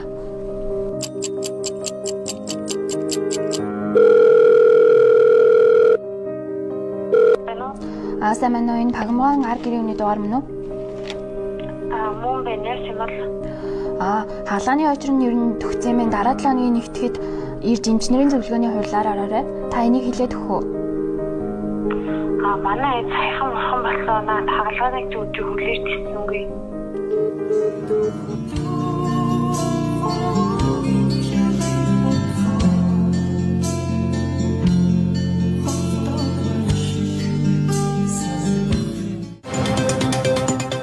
Та юу гэж бодож байна? Одоо яг манайх шиг энэ замыг туулаад яг одоо тэр системд төгөлдөрсөн улс орны жишээ байна уу? Яа тийм бол? Гэхдээ яг ер нь дэлхийд одоо тийм төгс төгөлдөр эрүүл мэндийн тогтолцоотой орн гэж байхгүй л те. Бүгдэд өөрсдийнх нь асуудал бий. Бүгд энийг шийдэхин тулд явж байгаа. Тэгээ гол үнэлдэг үр дүн бол нийт хүн ам хэрэгцээтэй үедээ шаардлагатай цаг тусламжийг санхүүгийн дарамтгүй авч чадж гэнэ үү гэдэг л асуудал. Тэгээ энэ л гол үзүүлэлт. Тэгэхээр энэ л одоо ойртож байгаа орнууд бол үндсэндээ одоо улсын санхүүжилт буюу улсын төсөв, эрүүл мэндийн албан журмын даатгалаар зөнхөлсөн ийм тогтолцоогоор хүрч байгаа. Тэгээ энийг бол одоо маргах юм ерөөсөө байхгүй энэ дээр. Тэгээ энэ дээр жишээ хэлэх юм бол энэ CEO World гэдэг энэ одоо 20 сая орчим уншигчтай энэ сэтгүүл байдаг энэ CEO нарын одоо дунд мундаг тэн дээр дэлхийн шилдэг одоо эрүүл мэндийн тогтолцоотой орн 20 орныг сая гаргасан байна л да 26 он. Тэрний одоо 10 орн нь бол эрүүл мэндийн даатгалтай орн. За тэрийг бүр хамгийн тэргүүлж байгаа нь одоо Хятадын Тайван, тэгээд Солонгос, Герман, Нидерланд, Япон гэж явж байгаа байхгүй. Бүгд даатгалтай. Тэгэхээр зэрэг даатгалын ач тус өнөөдөр алдагдаагүй байна. За түрүү одоо зүгээр цаг байвал юу одоо эмнэлгүүд өвчтнөөс юм гаргуулж байна. Ингээд эмч өвчтнийг одоо мөнгө гэж харж байна. Банкны карт гэдэг. Энэ дээр зүгээр санаатай хэлэхэд энэ асуудлын гол нь хаана байгаа юм бэ? Энэ чинь нөгөө тогтолцоогоор нь би томоор нь харах хэрэгтэй. Тийм ээ. Өнөөдөр байга орлогоосоо давсан зардалтай болчлоо шүү дээ бид нэр. Тэгэхээр зэрэг нөгөө зардал нь хөрөхгүй учраас одоо эмчнэр юу ингээд өвчтнөөс нь асуудал үүсэж байна. Ингээд энэ олон асуудал чинь зардал нь орлогоосоо давчаад байгаа холбоотой байхгүй. Тэрнээс биш нэг эмнэлэг одоо нэг өвчтнөөс тариа шифрийг авчир тэрнээс ашиг машиг хийх юм байхгүй шүү дээ энэ дээр бол. Энэний одоо бид яах вэ гэвэл зардлаа хянах ёстой, зардлаа оновчтой болгох ёстой, зардлыг одоо оновчтой болох аргыг түр Батүлзийн эмч ярьлаа шүү дээ. Анхан шат руугаа би хөрөнгө оруулалт. Аль болохоор бага зардлаар олон хүнийг эрүүл байлгах, анхан шат дээр хяналт тавьж хаалга барих гэдэг юм л да. Эндээсээ дээшээ хүнд өвчтэй улсуудаа шатлаар дээш явуулна. Та өрхийн эмнэлэг хэлээд байна. Тий өрхийн эмнэлэг тий. Анхан шат өвлөгийн эмнэлэг дээрээс эндээсээ хяналтаа явахгүй бол бид нар чинь одоо нөгөө өрхийн эмнэлгийн юг босхийг алга болгочлоо шүү дээ. Тэгэхээр зэрэг бүгд ингээд одоо байхгүй болсон. Би удирдлага зохион байгуулалтын асуудал. Энэ бол нэг тийм ноцтой асуудал биш. Зохицуулж болох шийдэх боломжтой асуудал. Би бол 13-ын ааг цуцалдаг нь их буруу юм болцсон болоо гэж бодож байна. Би бол бодохдоо тухайн үед нөгөө сонгуул ойртсон байсан учраас популист одоо янз бүрийн одоо шийдвэр гаргаад 13-ыг ааг цуцалчих юм бол одоо их ард түмэн баярлах юм болоо гэж бодоод тийм одоо шийдвэр гаргацсан болоо гэж харж байгаа юм. Үндсэндээ 13-ын А гэдэг чинь одоо нөгөө нэг хаалга баригчдын тогтолцоо юм л та. Тэгээ тэр тогтолцоог аваад хайчаар чинь энэ өндөр үнэтэй өндөр өртөгтэй 3 дахь шатлалын имлэг рүү хүн болгоно явах нь бол тодорхой харагдажсэн шүү дээ. Энэ шийдвэрийг гарангуут нь л одоо за энэ ч одоо буруу юм болчлоо доо гэж харж ирсэн. Харамсалтай тийм шийдвэр гараа явцсан учраас одоо тэрийгэ буцаагаад байранд нь тавих гэж бас л зовж л байх шиг байна. Гэтэ яг би саяхан нэг шинээр томилогдсон Батшугар сайд хэвлэлээр ярьж байхын нэг харсан юм аа. Юу гэж ярьж ирсэн хэр зэрэг давхцсан шинжилгээнүүд маш олон байна гэдэг. Бүр цусны дэлгэрэнгүй нэг хүн бараг 30 хэдэн удаа өчгсөн байна гэдэг. Энэ давхцлыг одоо арилгана гэж хэлэхээр би их олзуурах дотроо баярлж илээ л да. Бас тиймээ салбарын бус хүн ч гэсэн том асуудлыг олоод харцсан байна. Тэгээ энэ давхцлыг бол үнэхээр цахимын аргаар ч гэдэм үү одоо зарим бүр тэр нөгөө юу гэдэг вүлээ юугаар бол биткойн нөгөө нэг юу гэдэг вүлээ тэр чинь дижитал аргаар бол шийдэж болдог юм шиг байлээ. Тэгээ тэргээр ингээд шийдчих юм бол яаж гэдэм үү. Тэгэх юм бол одоо нэг шинжилгээг хаач хүлээн зөвшөөрөхийг одоо шаардах хэрэгтэй л дээ. Гэхдээ яг мэдээж ирээд оноо төхөөрөмжийн ялгаа байж болно. Гэхдээ ерөнхийдөө бол хамтаал гарна шүү дээ. Шинжилгээ л бол шинжилгээ. Тийм ээ. Тэгэхээр зэрэг одоо ингээд нэг эмнэлгээс шинжилгээ авчаад нэг 3 хоногийн дараа очихт нь дахиад шинжилгээ нэхнэ гэдэг бол энэ ганцхан даатгалыг яаж байгаа асуудал биш. Монгол улсын одоо нийт мөнгийг одоо үрж зарцуулаад байна шүү дээ. Монгол улсын эрүүл мэндийн салбар үндсэндээ чир чигээрээ дампуурчээ. Хөдөө орон нутагт хүртэл даатгал үйлчлэхгүй улмаас хоногийн 80 мянган төгрөгөөр нийтдээ нэг 7-оос 10 хоног хэвтгэхэд 560-аас 800 мянган төгрөг төлж эмнэлэгт хэвтэж байна. 20 жил даатгалаа төлсөн иргэн ганцхан удаа эмнэлэгт очиход даатгал үйлчлэхгүй гэд буцаад явж байна. 2 сарын дараа таны хавдар зад үсэрнэ гэсэн үгийг эмчээсээ сонсцоход эмнэлэгт яваад очиход бөглөх бодис нь байхгүй, даатгал байхгүй, ковид байхгүй гэсэн үгийг сонсоод жирийн нэг ядарсан анх шалан дээр шаналцсан. Ингээд бидний төлсөн эрүүл мэндийн даатгалын мөнгө хайцсан бэ. За. Тий. Хэрүүлийн алимыг дэд цайд бас өөрөө тавилаа. За. Үргэлжлээ явчих заяа. Батшугар сайд хийлсэн те зөвхөн цусны шинжилгээнд дээр жишээ авч ярьж штэ. Тэгэхээр нэг сони юм байна. Одоо яг энэ улсын болон хувийн эмнэлгийн төлөөлөл байна те. Яг энэ даатгалын газрынхан байна. Яагаад тэр хүн улс байна уу, хувийн эмнэлэгч байна очоод ингээд нэг ямар нэгэн шинжилгээ өгөхөөр нөгөө яг адилхан улсын эмнэлгийн юм өсвөл хувийн эмнэлгийн ингээд дахид тэр шинжилгээ тавтаа аваад байдгийг. Тэгээ тэр тоолно чи ингээд даатгалын мөнгө чи яваад байгаа. Яагаад хувийн болон улсын эмнэлэг нэгнийхээ шинжилгээ хүлээн зөвшөөрдөггүй юм. Бид нар гайхаад байна л да. Энд чинь нэг л сургууль соёл төгсөөж яг нэг чиглэлээр мэрэгс ус биш юм уу? Эсвэл яатын ингээд та нар бие биендээ хувь улс гэдэг бие биендээ итгэдэг юм уу? Дайсан юм уу? Нөгөө Ромео Жулиеттэйг нөгөө Капулеттигийн хоёр гэр бүл юм уу? Бие биендээ үздэг юм уу? Гэхдээ мөнгө чухал байж болно. Ямар ч байвал ашигтай ажлыг хүснэ. Улсын эмнэлэгс гүйцэтгэлээр санхүүжиж байгаа. А гэхдээ наадаг шинжилгээч одоо бүр утгаа алдаж байна. Тэгээ одоо нэг шүүрэн шанах шиг болоод эн чинь түрүүн хэлж штэ нөгөө орлогоосоо зарлан давцсан тий. Энд ч одоо юу гэлээ одоо би та нарт харуулна. Тэр одоо нөгөө их хурлын дараач хэлж ийлээ шүү дээ. Нэг хүн одоо баг хэдэн зуун сая төгрөгийн ингээ эмнэлэг твтэй үйлчлэг ингээ авцсан байдаг гэд. Энд чинь солиор л үстэй. Энийг яг яа шийдэх вэ? За тэгэхээр мэдээж сайдын хувьд бол эрүүл мэндийн салбар дах одоо захимжуултыг хэрэгжүүлэх хүрээнд бол одоо энэ 6 сарын 1-ээс бас энэ эрүүл мэндийн байгууллагуудын эмч ажилтнуудын одоо энэ олон давхарцсан үйлдэлүүдийг багасгах, захимжуулах ажлыг бол эхлүүлээд явж байна. Эрүүл мэндийн хөгжлийн төв дээр энэ ажил бол хийгдээд явж байгаа.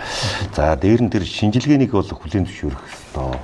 Тэрэн дээр бол би байр суурь нэг байна. Ягаад гэвэл эрүүл мэндийн даатгалаас өвчтөн эмнэлэг дээр очих бүрд давхарцсан зардлууд гарч байна. Тэгэхээр энэ зардлуудыг хэрвээ нэг шинжилгээгээрээ явуул энэ төдий хэмжээгээрээ зардал маань бас нэг талдаа буураад ирнэ. За хоёрдугаар эрүүл мэндийн байгууллагуудын одоо энэ өвчтөн хүлээж аваад үздэг бүртгэлийн 611-р маягт гэж байгаа тийм ээ. Тэр маягт бол цаасан суурьтай өвчтний түүхийг бол эмч нараа цаасан суурьтай бэлтжиж байгаа. А энэ маягт өнөөдрийг хүртэл өөрөө захимжаагүй байгаа. Тэгэхээр энэ маягт сая батлагдаад 124 дугаар маягт болсон гэж сонссон. Тэгэхээр энэ маягт хэрвээ цахимжаад орсон тохиолдолд бид бүгдийн хувьд шалгуур үзүүлэлтээ дөрөв даримаа өгшин хэлдэг яг шалгуур үзүүлэлтүүдээ бүгдийг тавиад метадата үүсгээд тэрийг бодит цагийн гормоор хянах бүрэн боломжтой. Тэгтэл өнөөдөр сарын 1 одоо 5 дугаар сарын 1-ээс 5 сарын 31-ний нэхэмжлэлийг эрүүлэхийн тулд 31 дуусаа 5 хоногийн дараа ягаад манах төвөр буусны дараа эмч тэрийг сканерд хийгээд ингээд давхар үйлдэл байгаа. Бид нар бодит цагийн гормоо өнөөдөр 5 сарын 7-ны өдрийн шууд юугаар авах боломжтой ийм нөхцөлийг бүрдүүлэх нь зүйтэй гэж байна. Яг уу энэ асуудлыг яаж шийдвэ? За ер нь бол шинжилгээнүүд нь хэвийн гарсан бол бид нэр тэрийг давтахгүй байх бүрэн боломж бол байгаа. Нэлийн өөрчлөлтөө байх юм бол нөгөө тухайн хүнийхээ хүнд байна уу, хүн дэвтэр байна уу, маш хүнд байна уу гэж ялгаа онцлогоо хийх тул зарим шинжилгээнүүдийг давтахаас өөр арга байхгүй. Тэгэхээр энэ дээр бид нар хяналтаа сайжруулж энийг засах бүрэн боломжтой гэж харж байгаа. Тэгэхээр нөгөө шинжилгээнүүд цус шээс биохимийн шинжилгээнүүд бүгд хэвийн байгаад хахад ахаад тэрийг аваад авах бол шаардлага байхгүй. Харин цус шээс биохим дээр өөрчлөлтөө гараад тухайн хүн зовиртой хүшээтгэн дээр ингээ ороод ухаангүй орж ирэх юм бол бид нар яалчгүй ялгаа онцлогоо хийхийн тулд шинжилгээ авахаас өөр арга байх. Тэгэхээр энэ харьцангуй ойлголт яагаад амбулаториор явж байгаа хүмүүст нэг өөр хэвтэ имжлүүлж байгаад нэг өөр яаралдаа тусламж авч байгаа нэг өөр элэг шилжүүлэн суулгаж байгаа болон бөөр шилжүүлэн суулгаж байгаа донорууд маань яалтчгүй нөгөө эмийн нөгөө тунгаа тааруулахын тулд нөгөө тунгийн шинжилгээг заавал өгдөг байгаа. Тэгэхээр ингээд өвчтөн өөр байдаг шүү дээ. Тоолмолтой мөнгө гүйж байгаа тийм. Тэгэхээр тэр тунгийн шинжилгээгээ өгжийд заавал ямар тунгаар тархлаа дарангуулах юм явах вэ гэдэг шийддэг болохоор энэ шинжилгээг бол авахаас өөр арга байхгүй. Би ерхий сайдаар томилогдохтой хэлсэн. Манай засгийн газар бол салбар болгонд байгаа хүнд сурталуудыг дүрм журм саатэгүүдийг арилгах нь илүү хувийн хвшлээд юмдсан. Тийм ч учраас бид түрүү чинь амар сайхан сайд бол хувийн хэвчүү шинжилгээ. Чи манай засгийн газрын онцлог шүү дээ. Тэгэхээр эрүүл мэнд бол бидний нэн тулгымцсан асуудал. Гэхдээ юу тулгараад байгаа вэ? Эмчнэрийн чадвар дутагдаагүй шүү дээ. Манай эмчнэр дэлхийн хаанч очсон чадвартай. Би өөрөө бас Монгол эмчнэрийн буйнаар өдий зэрэгтэй ингээд эрүүл сарвал ажиллаж явж байгаа юм байхгүй. Монгол эмийн чанар, эрүүл мэндийн тогтолцоо, санхүүжилтийн механизм өөрөө тулгарсан. Эрүүл мэндийн салбарын цахимжлалтыг би Батшугрыг байнгын орооны дарга байхад бид хоёр наад ийм Монгол дээр бүх одоо цахимжлалтыг нь хийжсэн. Би олон юм шаардахгүй. Батшугрыг би хагалгаа хийгээгүй. Батшугрыг би сайн менежер ба гэж. Алуу улс яаж шийдтий? Яах юм? Тэгэхээр яг бидний энэ одоо ярьж байгаа юм маань нөгөө би түрүү хэлсэн зардал хяналтгүй тэлцсэн энийг л үр дүнгэл бид яриад байна шүү дээ. Тэгэхээр одоо энийг л яаж хянах вэ? Тийм ээ. Үнэхээр бид нар одоо тэр олон шинжилгээг бууруулна гэвэл зардлаа хянж байгаа хэрэг, тийм ээ. Нэг хүн ийм одоо олон шинжилгээ энэ тэндгөө очиж үзүүлээд байна гэдэг чинь энэ асуудал байна шүү дээ. Энд бид нар энийг мэдж яах гэдэг чинь энийг бууруулж болох уу? Болно гэсэн үг тийм. Энэ асуудал байхгүй. Хоёрдугаард бид өмнө хэлсэн нөгөө даатгалын тухай ойлголт маань одоо бас хүн амын дунд тийм сайнгүй байна, тэгш бус байна. Жишээлбэл одоо даатгалтай хүн эмнэлгээ чөлөөтэй сонгох эрхтэй гэдэг ойлголттой яваад байна шүү дээ. Тийм ойлголтууд байж болохгүй шүү дээ. Одоо баяр цагаан доктор тань хартаа энэ их хурлын дараач ингэж хэлж байгаа шүү дээ. Нэг иргэн заяа 347 удаагийн амбулаторийн үзлэгт орсон гэж байгаа. Нийтдээ 12 сая төгрөгийн ингээд ийм өртгөөр эмчилгээ хийсэн гэж байгаа. Энэ ч одоо жил чинь 365 хоногтой. Өдөр болгоо үзүүлсэн гэсэн үг. Тэгэхээр энэ маань одоо нөгөө хяналтгүй зардлыг тэлж байгааг нь л одоо жишээ шүү дээ. Гэхдээ энийг одоо хянах боломж нь эрүүл мэндийн даатгалын ерөнхий газар дээр байна. Мэдээллийн систем нь сайжрлаа. Одоо энийг хянаад явхад бол нэг тийм төвөгтэй асуудал байхгүй. Энэ иргэн хуулийн зоргоо ашигласан байж болох уу? Одоо та хүчин төгөлдөр үйлчилж байгаа. Эсвэл энэ хуулийн цорго ашигласан байна уу? Эсвэл одоо цаад эмнэлэгтэйгээ эмнэлэг нь тийм хуурамч нэхэмжил хийж ирүүлсэн байна уу? Энийг шалгаж болно л доо. Би яриаг нь тасалж байгаа шүү. Одоо ингээд энэ улсын болын ингээд хувийн эмнэлэгтэй одоо соёлын газруудад дүүрэн ахмад наснангууд байгаа.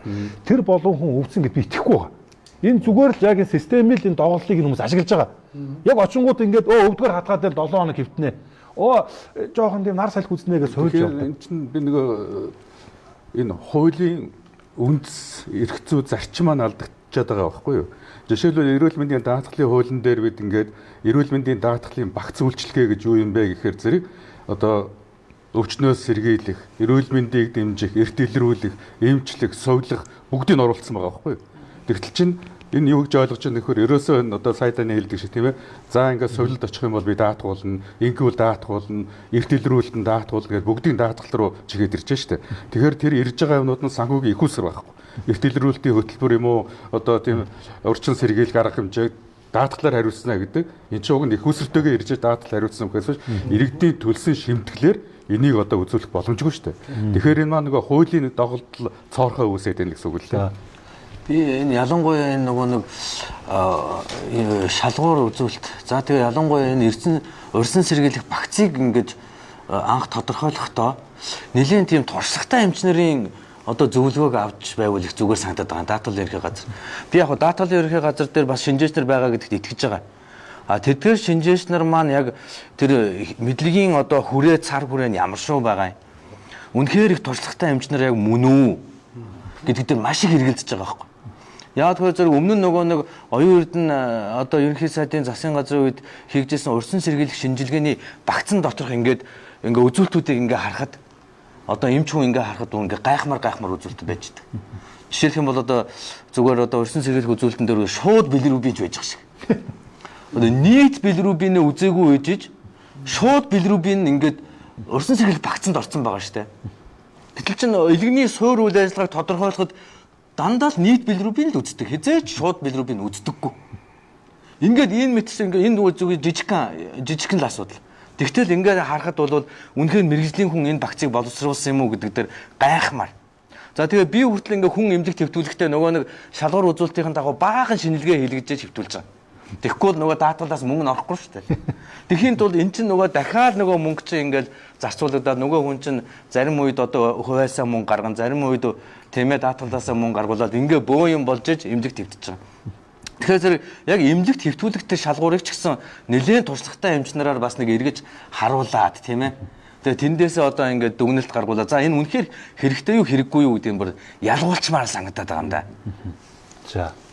Зүгээр яг сая амралсан сайдээс яг үн эрүүл мэндийн даатгал шалгуурд ийм шинжилгээ заавал өгөөцөө. Энэ шинжилгээ бол за тэгээд тэр давтаа авдаг бол бүр ямар ч утгагүй асуудал. Нэг зогсоох хэрэгтэй ердөөс ямар ч шаардлагагүй. Шаардлагагүй. За дээр нь ганцхан тэр өндөгний цус юу биш. Одоо манайд энэ компьютер CT MRI бол бүр замбраа галлаа шүү дээ. Одоо сүүлийн үеийн хүүхдүүд бол ердөөс хүн үзэх орон зүгээр CT-ний хариу унших гал бичээ явуулаад байдаг. MRI бол айгүй залттай та мэднэ олон улсын төвшөнд тэр залтуудыг гаргаж хянах хэрэгтэй. Нөгөө талаас өвчтнөөс нэг аюултай асуудал байгаа. Төрөний өвчтнийг бол би бараг зүгээр тэр талаас нь ойлгож байна. Одоо ингээд өгжилтэй оронд одоо би соёлтой хүн заяа би өнөөдөр өвчин тусцсан бай. Эмнэлэгт үзүүлээ өвчнийхээ проблемыг шийдчих ажиллаа хийнэ. Манайхан тэгэхэд би ажилтаа гэж яваа. Одоо жилд надад нэг өвчнөр 6 үзүүлж байгаа хүн байгаа шүү дээ. Энэ чинь тэгэхээр хянах хэрэгтэй бас энийг та хэл хэрэггүй юу?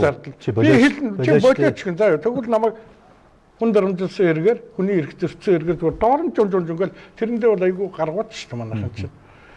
Хэлээд ойлгохгүй. Жохон ягтл хэлбэл ойлгохгүй тэгсэн мөртлөө гайхаал ингээд айгүй зовлонтой шууд хэлж болдгоо болсон. Тэгээд нэг хуучин тогтолцоогоор эмнэлэг хөөцөлдөх бүр нэг тийм дантай. Одоо нэг бас нэг муухай үзэгдэж байгаа нар дэрэг засах хэрэгтэй зүгээр. За. Энд амар санаа юм чи хувийн эмнэлэгт шинжилгээ хийлгэчихэд нөгөө найз дандаа эднийх худлаач гэж магадгүй чи тэнд үзв. Нэг ийм завхарсан юмнууд энэ үргүү зардал. Ер нь зардлыг бууруулах л хэрэгтэй. Та юу хэлэх гээд байна? За энэ дээр би нөө амлалтор дээр нь юм хэлэх гэсэн. Тэгэхээр яг хөө нэгдүгürt одоо лавлгаа шатлалын эрүүл мэндийн байгууллагуудаас нэг жилдээ нэг 11.8 сая орчим тохиолдлын нэхэмжлийг эрүүлж байна. За үүний нэг 7 орчим сая нь өөрөө амлалторын тусламж үйлчилгээний тохиолдлын нэхэмжил байна. Тэгэхээр түрүүн улсын хурлын даргын хэлсэн мэдээллийг гаргаж байна. За жишээ нь одоо 2026 оны эхний 5 сарын байдлаар аваад үзэхэд нийт нэг иргэн 63-аас за хамгийн зүгээр топ 30-ыг гаргахад 63-аас 86-г 5 сарын байдлаар авцсан. За 23 онд гэхэд 199 тохиолдлын амлалторын тусламж, 24 онд 225 удаа. Энэ бол давхартаагүй иргэний тоо шүү. Энэ дээр зүгээр одоо энэ амлалторын тусламж энгийн саналтар хонжид юм гэртээ авахгүй тэгээд тэгэхээр өдөртөө зарим нь 2-оос 3 удаа хүртэл амлалторын тусламж авсан. Бид нар энэ мэдээллийг 18 цаг ММ дээр сар болгон тухайн иргэний мэдээллийг бид нар нууцлаад эмнэлгүүдийг гаргаад цаг минуттай аль эмнэлэгт ямар тусламж үйлчлэгээр энэ хүн нэг өдөртөө 2-3 авсан гэдэг мэдээллийг бид нар сар болгон мэдээлдэг болсон. Дээрээс нь энэ иргэний танин баталгаажуулалт үнэхээр өнгөрсөн хугацаанд бол сул явж ирсэн. Регистрийн дугаараа үүсгээд өмнөөс нь хуруугаад арахгүй болгоно эмчин дарддаг ч юм уу ийм тохиолдлууд бол байсан. Бид нар энэ дээр хурууны танин баталгаажуулалт дээр 0-18 насны хүүхдээс хурууны танин баталгаажуулалт авдаггүй. Дээрээс нь 71-ээс дээш насны иргэдээс амлалтын тусламжийг авдаггүй. Хурууныхийг авдаггүй. Дээрээс нь бид нар яралтай тусламж эднэргээд тэр хүн нөгөө өвчнийхээ түүхээс нь шалтгаалan хуруу уншуулдаггүй ийм тохиолдлууд байгаа. Гэсэн хэдий ч өнгөрсөн хугацаанд энэ гараад байгаа. Тэгэхээр энэ дээр бид нар дүн шинжилгээ хийгээд сар болгоны нэхэмжил дээрээ бид нар энэ амбулаторийн тусламж үйлчилгээний давхцсан иргэдийн мэдээллийг тухайн иргэн нь хэдэн онд эрүүл мэндийн мэс заслил гэсэн юм уу? Мэс заслилч боолт хийлгээд байгаа юм уу? Амбулатор дээр яг ямар үйлчилгээ үзүүлээд байгаа гэдгийг хянах боломжтой болсон. Дээрээс нэг зүйлийг хэлжээ. Зөвхөн амбулаторийн тусламж үйлчилгээнд дээр иргэдийн дунджийг аваад үзэхээр жилдээ 1-2 удаа л авч. Тэгэхээр энэ иргэн 226 авчаад шүү дээ. Огт авахгүй ч юм байгаа шүү дээ. Тий, байна харин. Зүгээр авсан иргэдийнхээ дунд ч юм байна. Тэгэхээр бид нар за эхний удаадаа та эргэц чинь амбулаторийн тусламж үйлчилгээ авахд үнэгүй. Хоёр дахь удаагаас чиглэх хамтын төлбөрийн таазыг тавьж өгсөн бид нар.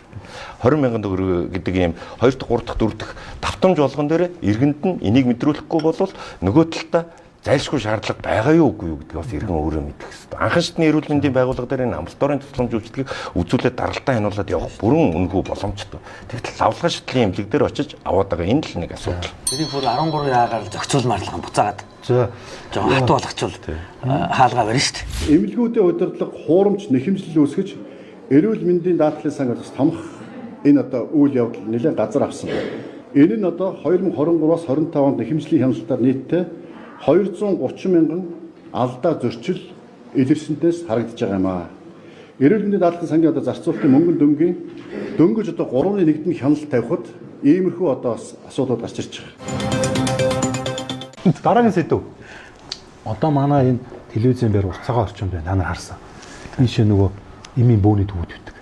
За монголчууд үндсэндээ бол яг энэ эмийг бол чихрнээс илүү идэж ууж. Зүгээр баг ингээл нэрээ. Одоо зүгээр өглөө ингээл манай эми бөөний төвүүдийн хүргэлттэй маш үнэтэй хит нааш рейсийг бит эми сангуудад түгэлт хийх юм шиг байна. За тэгэхээр нэг энэ сэдвийг хүндэх гээд байна. Танаа шинэ сайд зүрт хэлсэн. Хуурамч эм. Энэ эмийг одоо яг яах юм бэ? Ерөнхийдөө бол энэ учир мэддэг усуд хэлж байгаа. Монголд одоо яг хэрэглэгдэж байгаа энэ эмийн баг багтаал 80% нь бол хуурамч эм шүү. Чанарын батлага хангахгүй шүү. Ихэвчлэн Оросоос орж ирдэг. Тэгээд одоо энэ хуурамч эмийн асуудал чинь энэ яг эрүүл мэндийн даатгалтай чинь холбогдно. Өөрөөр хэлэх юм бол маш өндөр үнээр хуурамч юм авчаад эргээд энэ татвар төлөгчдийн мөнгөөр энэ юмыг авч байгаа. Энэ асуудлыг яг яаж шийдэх ёстой юм бэ? Та гац заргалгаа байна. Одоо улсын хувийн хувийн энэ яг зөвлөх нь дарган суулж ин тэ. Ярьчихв би наатан дээр. За эхлээд танаас ярьчих. За. Би бол шүү дээ тийм ээ тийм их хэмжээний хуурамч юм байгаа гэдэгт ерөөсөө итгэдэггүй. Эсвэл та өөр газараас аваад идэв юм уу? Би одоо ингээл өдөр болгон 60 хичээл за миний онцлог юу юм бэ гэхээр би шүү дээ. Эмчилсэн хүн болгоноо дараа нь эдгэрж өгдгийг шалгадаг хүн байхгүй. Шинжилгээгээр шалгана. За тэгээд анамнес ингээ шалгаад үзнэ. За надад талаа үзүүлээд ингээд эмээ аваад эмчлүүлж байгаа улсууд эдгэрэлт маш сайн байдгийг. Би 9 жорын л улсуудыг үздэг. Ганцхан ч одоо элэг биш. Ер нь тэгээ дотрийн чиглэлээ маш олон хүн үзнэ. Тэр дотор ерөөсөө эдгэрж өгөхгүй зовоогод байгаа амтан ерөөсөө байдаггүй. А гэтэл энэ хуурамч гэдэг юм яг хаанаас гарч ирсэн бэ гэхээр зэрэг цөөхөн хэдэн эм дээр байгаа. Цөөхөн хэдэн эм гэдэг нь болохоор зарим нэгэн антибиотик багч байгаа. А тэр антибиотикууд бол үнэхээр бактери дийлэхгүй ингээд нөгөө нэг бактери нь эргэж гарч ирээ зовоогоод байгаа ийм хэдэн тохиолдлуудыг эрүүл мэндийн салбарын бүх эмнүүд ингээд дампуураад ингээд алга болцсон юм шиг ийм юм яриад ингээд энэ салбарыг бүр ингээд хачин болгоод эмэндээ итгэх итгэлгүй, эмчдээ итгэх итгэлгүй энэ өвчтөн эмч хоёрын хооронд маш том ингэж ангал үүсгэх ийм ажлыг ингэж явуулаад байна. Тэр цөөхөн болохгүй байгаа хэдэн эмнүүд дээр л яар. Тэр болоод байгаа эмнүүдийг битгий тэгж дагаж харлуулаач гэж би одоо хэлмээр байна л да. Тэгвэл дууд чинь те. За эхлэе те.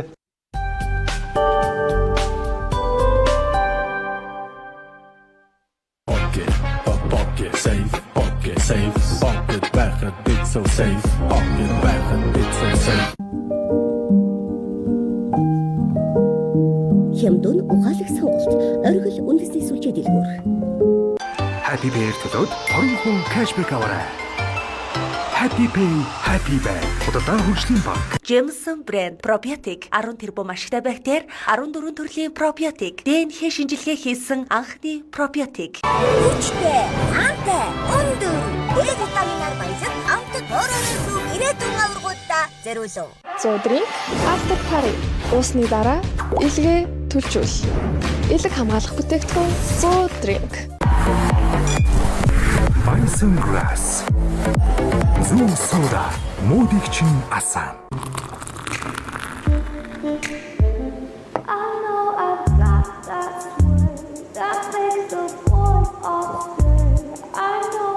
Астрын нэрийн хуудас Дакар.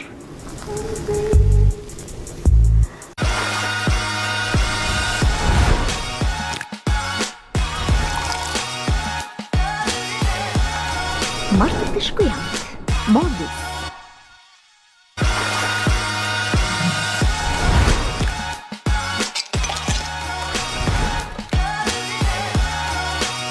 Мартагдахгүй амт Молис. Эндэр сайхан аргагүй. Тэгвэл хамт Калвин амтлах уу? Өнхөр сайхан уншиж. Сандерс сайхан яриа өгнөлдөг. Калвин.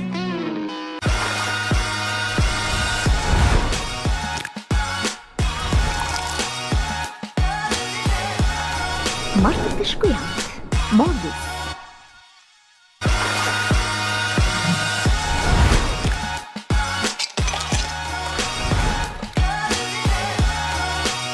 Мартагдахгүй амт Молис. Таны дуртай коктейл юу вэ?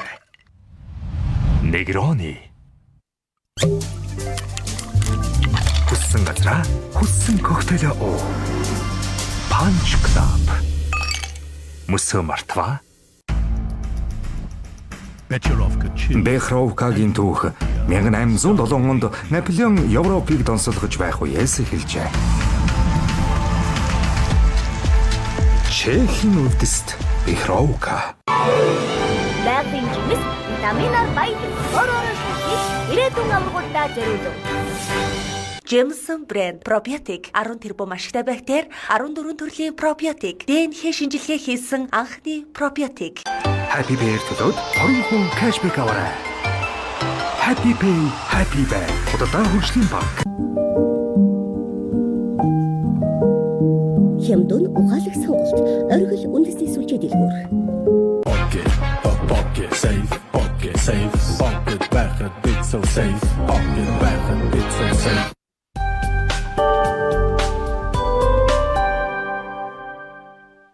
За, ямар бодолтой байна? Тийм. Дараагийн юм одоо бид нэр юу харж байгаа гэхээр хөнгөлөлтэй юм гэж байна тийм. Тэгэх юм бол үнэхээр тийм өрсөлдөгч байгууллагуудын бүр нээлттэйгээр тавьж өгөх хэрэгтэй. Тэгэхгүй одоо нэг компани монопол байж болох. Одоо жишээ нь Солонгос, Япон, тий, Герман, Польш ч юм уу тий, Монгол гэд ингээд улс орнуудын бүх юмыг хөнгөлөлтөнд оруулаад тэрнээсээ сонголтоо хийх эрхийг бас олгож өгөх хэрэгтэй. Тэгэхгүй болохоор нөгөө энэ байдлыг бид нэр засгаад байгаа боловч засагдахгүй бүр ийм болцсон сэдв баггүй. Тэгэхээр бид эднийг засахын тулд одоо хөнгөлөлтөө юмд орж байгаа одоо ганцхан нэг компани юм биш, маш олон өрсөлдөгч компани юмыг бүгдийг нь оруулж өгөөд тэндээс хүн сонгож авах эрхийг хүмүүст нээлттэй үлдээх хэрэгтэй. За, эрүүл мэндийн салбарын эрүүл мэндийн даатгалын сан дампуурлаа. Одоо эмнэлгүүд дээр юм байхгүй, эмнэлгийн хэрэгсэл байхгүй. Эмнэлгийн ажилчин цайлан нэмэгдэг юм асуудал байгаа. Энийг 2026 оны төсөв тусгасан уу ер нь? Ялангуяа одоогийн байдлаар эмнэлгүүдийн одоо квот тогтоочихсон зарим эмнэлэр ч одоо эмнэлгийн хэрэгсэл нь байхгүй ард иргэд гаднаас авчирч байна. Ямар ч улсад эм бол бизнесийн бараа биш байдаг. Эм бол бүр төрийн хяналтанд ялангуяа нэн чухал шаардлагатай эмийн үнийг төрөн хянаж байдаг. Энэ Америкч адилхан, баруун Европын орнч адилхан тийм эмээр өрсөлдөж, үнээр ингэж одоо өрсөлдөж ашиг хийдэг эмийн компаниуд ийм боломж нь бол одоо нэлээд хяналттай байдаг. За манайд бол одоо энэ маань одоо цэвэр бизнесийн бараа шиг ингээд одоо маш олон ийм ханган нийлүүлдэг газрууд болчлоо шүү дээ. Тэгээд одоо чанар ингээд түрүү асуудал. За чанаргүй эмний асуудал бас нэг бодол нэмэхэд юу хүн эмэнд дасал болно гэж байдаг. Тэгээ манайх ч одоо саяхны хүртэл нөгөө эмчийн жоргуугаар шууд аптек дээр очиод юм авдаг болчлоо шүү дээ. Антибиотик тийм байлаа шүү дээ. Тэгэхээр тэр дураараа авж исэн антибиотик чинь өөрөө нөгөө бактери нь эмэндээ дасал болоод үйлчлэхгүй болцсон байдаг. А тэрийгэ мэдлгүй ингээд одоо эм уугаад энэ үйлчлэхгүй байна, энэ хуурамчин байна гэдэг асуудал бас гарах магадaltaй. А уг нь бол эмч нөгөө ямар антибиотикт илүү одоо мэдрэмтгий байна гэдгийг шинжилж байж антибиотик эмчилгээгээ биччих ёстой л дээ. Монгол улс ер нь хуурамчин хэрэглэдэг улс орнуудын жагсаалтанд байдаг уу? За тийм хуурамч эм хэрэглэдэг орнуудын жагсаалт гэж Дэлхийн эрүүл мэндийн байгууллагаас гаргадаггүй. За хуурамч эмийн одоо зах зээл ихтэй орон гэж байдаг, анхааруулдаг. Өөрөөр хэлбэл тодорхой орнуудад энд одоо хуурамч эм хийх магадлалтай байна. Эндээс эм авахта болгоомжтой, хяналттай байгаарай гэдэг анхааруулдаг. Тэрнээс одоо тусгай орныг заагаад ингээд бусдаас нь юу тусгаарлаад ингэж муухай харагдуулдаг юм байх. Их болгоомжтой ярьж байна. За. Яг зарчим үнэ. Би санд нэг байна. Одоо Индонез, Малайз ингээд тийм магадaltaй орнууд гэдэг болохоос одоо бас нэг талаас нь үзэлтэй. Сайн хэлж байгаа үедээ огт оргүй юм гэж байхгүй шүү дээ. Тэр орч юмгүй. Зүгээр ганц асуудал байгаа. Энэ манай төрийн бодлого маш чухал асуудал. Эмийг хяналттай хүн эмчилдэг юм чинь цөөхөн байдаг шүү дээ 200 юм.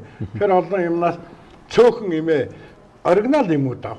Генерик ингээд өөр гардал үүсэл нь ингээд сони юмнууд аваад тэгээд тэр эрсдэлтэй улсуудаас манай хамгийн их юм авдаг байхгүй Индонез, Малайз, Энтэг. Энийгээ зогсоо. Хяналтаа сайжруулах. Тэрнээс огт үйлчлэхгүй юм гэж байхгүй. Хуурамч юмгээ эмний орон чихэр хийжүүл хүнд үйлчлэхгүй. Сайн хэлж байгаа үстэй. Эм уусан болгоно гэдэг нь шүү дээ. Индонезээс орж ирсэн парацетмол уугаад идэг нь. Дээр нь түрүүнээс хамгийн зөв юм ярьсан. Эмчнэр ард иргэд өөрсдөө энэ эмийн зогсгүй хэрэглээгээ зогсоо. Эм чинь хэрэгтэй өвдөө хэрэгтэй болохоос хэрэггүй өдөр болгон бид энэ усаг уугаад дургуй чөрн дасан яг ижил шүү дээ өрдөөсөө. Тэр эмийн хэрэглээ аль болох бага хэрэглээд хэрэгтэй цаг үедээ сайн имэйл хэрэгэл. Дөрөн эмийн асуудал бол өөрөө яг иргэдийн халаас руу одоо хамгийн өндөр юм эдийн засгийн одоо санхүүгийн эрсдэлд оруулах юм эрсдэлтэй зүйл бол энэ Монгол улсад бол амралтын юм байх. Тэгэхээр эмийн зах зээлийг ярихдаа зөвхөн одоо хөнгөлөлтөө юм яриад гарч ирэх нь өөрөө хит бага юм яриад байна. Энэ дээр нөө төр даах юм байна. Дээр нь энэ гадуур зарагдчихж байгаа зах зээл дэх Монгол улсын зах зээл дээр орж байгаа бүх эмийг ярих хэрэгтэй байх. Тэгэхээр манай хөнгөлөлтөө эмийн жагсаалтан дээр бол даатгалаар үзүүлэх ердөө 159 ерөнхий нэршлийн 569 эм л байгаа. Энэ нь юу гэсэн үг вэ гэхээр тухайн 150 ерөнхий нэршилтэй холбоотойгоор худалдааны нэршлэрээ салгаад аль улсынхаас шалтгаалаад тэр эмийг бид нар Монгол улсад бүртгэгдээд эмийн агентлагад бүртгэгдээ орж ирээд ингээд энийг шаардлага хангасан эм гэсэн бол бид нар оруулж байгаа тэр жигсаалтанд. Тэгэхээр энэ эм эмнэлгийн хэрэгслийн зохицуулах газар гэж байгаа тийм. Энэ газраас бол энэ дээр хяналтаа тавиад явж байгаа. Эм анган чинь бол Монгол улсын хувьд бол 100% хувийн хвшил шилжсэн салбар. Тэгэхээр энэ дээр бол зохицуулалт тавьж байгаа газар нь байж байгаа учраас би бол Монгол улсад бас тийм ч их хуурамч эмийн асуудал байхгүй болов уу гэж бас бодож байна. Ухаалаг байхгүй л 14-нд алтан богд өгсөн тарган цатгалан мөртлөө хүүхдээ олж чадахгүй тураалт оруулсан тэнийг авах шиг болох гэдэг байхгүй Монгол. Ерөөсөө улс хувийн бүх эмнэлгүүд дээр бас төрчиж айгуу зовлонтой энэ дээр нүгэрсээ авалгайлж олон төш уулгайлж олон ингээл юм төгслийн банк авалгалт юм аа гэсэн чи одоо тэтгэврийн насварсан хүмүүсийг амлуулад мөнгөний улгайлаад шүү дээ. Тэр нэрүүл мэндийн даатгалын сан бүгд нэг улс төрийн ямар зорилгоор эдийн зарим навилгаар хиосын бичээд өгч юмнууд байгаа. Тэг анх удаа 93 онд Монголд нэрүүл мэндийн даатгал ихснээс анх удаа 25 оны 4 сараас эхлээд даатгалын сан хоосорсон гэд бүх эмнэлгүүд зөвхөн манайхч биш гот өгсөн. Гэтэл хүний өвчин зовлон эрүүл мэндийн даатгалын сангийн өгсөн котоор хязгаарлагдахгүй шүү дээ. Би одоо кот юм жолгоо өвдөхгүй, зүрх өвдөхгүй, инфаркт болохгүй, зүрхний үнд гажигтай өгт натгаа болоод өндөрөхгүй байна гэж байхгүй шүү дээ. Ийм болсон. Тэгэхээр за одоо энэ эрүүл мэндийн санхүүжилт улсын болон хувийн эмнэлгүүд одоо авдаг тий. За тэнгууд асуудал тэгсэн. Ямар асуудал тэгсэн бэ гэхээр яамтайгаа гэдэг юм уу, ерөнхий газартаа гэдэг юм уу мэдгүй өгсөн хуульдаж одоо их хэмжээний одоо ингэж энэ санхүүжилтыг авдгаа гэдэг. Энэ зарим нэг эмнэлгийн зургийг тавьсан лээ л дээ. Би өөрөө тавиагүй шүү, зүгээр олон нийтийн сүлжээнд байсан зураг. Одоо дараагийнх дээр манай одоо дэд сайдын бас имлэгийг бас бичсэн юм шүү. Өнөөдөр зургийг тавьсан шүү. Танаас би одоо уудлаа ажиллаж юусэн яриаггүй шүү. Зүгээр энэ сэдвүүл ярьж байгаа шүү. Өөрөөр хэлэх юм бол энэ имлгүүд өгчөө санхүүжилтийн асуудал одоо сүүлд хил хамаг таталж байна. Их мөнгө өгсөн, бага мөнгө өгсөн. Тэгээд имлгүүд ч гэсэн хооронд хэцүү байт юм билээс чамд их өгсөн одоо үлээ. Чинийх 7, минийх 7хан гэдэг шиг юм болж байгаа шүү байна. За тэгээд асуудал цаашаа хөвөрсөн. Батбатар дарга. Таны өмнөх дарга. Нэр бүхий одоо нэмлийн удирдлагуудтай өгсөн хувилдаад тэгээ одоо юм эрүүг үсгээд шүүх хурлаар аваад зарим нэг нь ял авч явах шүү байна. Одоо имжлэг хэрэгээс туслуулсан бах те төрийн албанд ажиллах хэрэггүй ч гэж байгаа шиг юм бол. За би хүн нэр зоогож явах вэ? Болж байгаа процессыг л ярьж байгаа. Дахин ийм зүйл гарахгүй байхтаар бид юу нэг яах ёстой юм бол энэ чинь өөрөө нэг хууль тогтоомж гэдэг юм өнөөгийн нийгэмд чинь л нэг юм байна. Нэг гажиг юм байна. Парадокс байна. Энийг одоо тэгээд хэсэг нь ашиглаад байгаа юм уу? Яг яагаад? Одоо сүүлдээ нөгөө энэ асуудлаас хойш энэ эмнэлгүүд өгдөг санхүүжлийн асуудал маань айгүй тийм хаалттай болж байна. Багасч байна. Зарим бүр үйл ажиллагаагаа зогсоож байна. Би нэр хэлж яах вэ? Хүмүүс над руу ярьсан. Одоо ингээд санхүүж байхгүй учраас ингээд эмнэлгийн үйл ажиллагаа зогсоож байна. Над шиг зүгээр нэг 10 20 ортой эмнэлэг бол зүгээр энэ өнөөдрийн нийгэмд бол амьдрахгүй юм байна.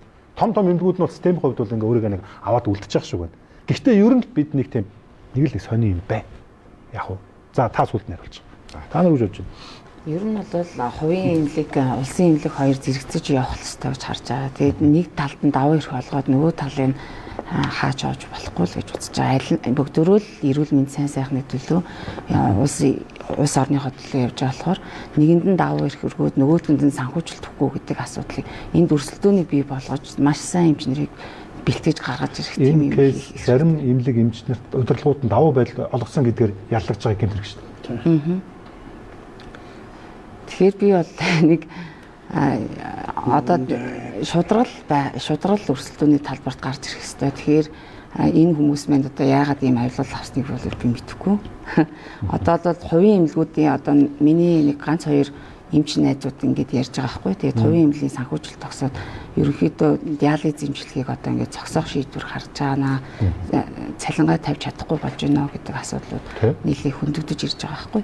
Тэгэхээр энэ тал дээр аль талын дэмжиж авч авах хэрэгтэй л гэж харж байна. Тийм би хэлээд байгаа нь нэг хэсэгхэн хүмүүсийн тийм асуудлаас болж ингээ яг мөрөөрөө үйл ажиллагаа явуулж байгаа юм эмнэлгүүдэд ингээ асуудал үүсгэж байна л да. Энэ чинь Монголд нь эмнэлэг олон байх тусмал би хэрэгтэй ч бодоод байгаа шүү дээ. Гэтэл ч одоо яг нэг эмнэлгүй байдлаас болоод нөгөөд нь санхүүжилтээ авч чадахгүй хүмүүс итгэхэ болоод эрүүл мэндийн даатгалын сан гэдэг бол хуулийн дагуу иргэдээс хурааж авч цуглуулсан сан шүү дээ. Тэгэхээр энэ сан бол одоо зориултаар нь одоо тэр даатгалын шимтгэл төлсөн хүнд хэрэгцээтэй үед нь чанартай тусламж үйлчилгээг эргүүлээд үзүүлж явах хэрэгтэй. Ийм л зориулттай сан тийм үү. Тэрнээс энэ сангаас одоо сангийн үлдэгдэл ашиг орлоготой ажиллана гэсэн ийм ойлголт бол ерөөсөө эрүүл мэндийн даатгал дээр байх боломжгүй. Энийг зөв бусаар ашиглах энэ үе таалга бол хаалттай байх ёстой. Тэгэхээр энэ дээр бид нар алдсан учраас одоо ингээд тийм ёс зүйгүй үйлдэлүүд бол гарч ийн л да. За ерөн зүгээр цааш яах юм бэ гэдэг асуудал тавьж байгаа шиг байна. Цааш бид яах ёстой гэвэл ерөөсөө эрүүл мэндийн тусламж үйлчилгээний багцыг тов тодорхой болох хэрэгтэй. Монгол хүн одоо тийм ээ Монгол орныхоо эрүүл мэндийн тогтолцооноос ямар төвчөнд ямар тусламж үйлчилгээ авахын гэдэг нь тов тодорхой байх ёстой. Тэрнээс биш улсын эмнэлгийг санхүүжүүлэх үү, хувийн эмнэлгийг санхүүжүүлэх үү, энэ нь бага өгөх үү, энэ нь их үү гэдэг энэ бол энэ тогтолцооны асуудал биш. Тусламж үйлчилгээний багц тодорхой болцсон байхад хэн энэ тусламж үйлчилгээг ямар чанарын өндөр түвшинд хийж үзүүлж чадах вэ гэдэг гол шалгуур болно. За энэ маань бол түрүү одоо ярьсан нөгөө гүйцэтгэлийн санхүүжилт гэдэг юм. Энэ гүйцэтгэлийн санхүүжилт одоо хэдэн үзлэг хийчихв, хэдэн хүн өвчтөн хэвдүүлчихв гэдэг биш. Үр дүнгээр нь санхүүжүүлъя л гэж байгаа. За би энэ талаар бас ярьчих гэж бодож байна. Дөнгөж сая одоо жишээлбэл миний зураг гараад ирж байгаа байхгүй. Тэгээ энэ зургийн цаана яг ямар агуулга байгаа юм бэ гэдээ аваад үзэхээр би энэ мэдийг нь бас харсан. Энэ нэг даатгалаас их хэмжээний мөнгө авж байгаа эмнэлгүүдгээд зарлаа тавьсан байлээ. Тэгээд яг хөө тэр манай хэвтдэг эмнэлэг за миний ч эмнэлэг бас биш. Манай ээж ерөнхий захирлыг хийж байгаа юм эмнэлэг байж байгаа. Тэр хамааралтай юм биш үү? Хамааралтай тий. Тэгэхээр зөв энэ эмнэлэг дээр 2.6 тэрбум төгрөг бүтэн жилийн хугацаанд санхүүжилт авсан байна гэж байгаа. За тэгээ энэ 2.6 тэрбум төгрөг дээр яг ямар санхүүжилт хийгээд ямар зарлага гарсан бэ гэд ухаад үзэхлээр зэрэг бид нар юу хийсэн бэ гэхээр зэрэг хор тавдар, илгэний хор тавдрын бай амжилтгээ. За илгэний хор тавдрыг түлх хэмжилгээ. За тэгээ амбулаторийн үзлэг. За элэгний архаг өрөвсөлттэй буюу нөгөө нэг алаацсаа дүндэр усуд байгаа шүү дээ. Элэгний архаг өрөвсөлттэй арх мархны одоо элдв янзын хордлоготой, за БЦ вирусын одоо халдвартай тийм ээ. Ийм архаг өвчнүүд дээр нь элэгний хатварлалтай улсууд. Энийг бүтэн жил ингээ энэ олон улсуудыг бүтэн жил ингээд эмчлээд одоо гүйцэтгэлээрээ буюу одоо хийсэн ажлынхаа л мөнгийг л авж байгаа нь тэр л байх л та. Тэгэхээр зэрэг энийг ингээ бор улс төрөөр ингээд зориулаад би улс төрж чинь л гэж харж байгаа. Ингээд тавьж байгаа юм л да үндсэндээ. За яг тэглээгээд одоо би нэг муудчих. Та яг хэлэх гээд байгаа санаагаар л чи яг юу гэдэг вэ? Үгүй жишээлх юм бол зөвхөн биш үү? Элэгний одоо хор тавдрын бай эмчилгээний нэг тариан л ихэд 2-4 сая явцаа байдаг. Нэг тариан. Тийм ээ? Батбатар дараа маш сайн мэдэж.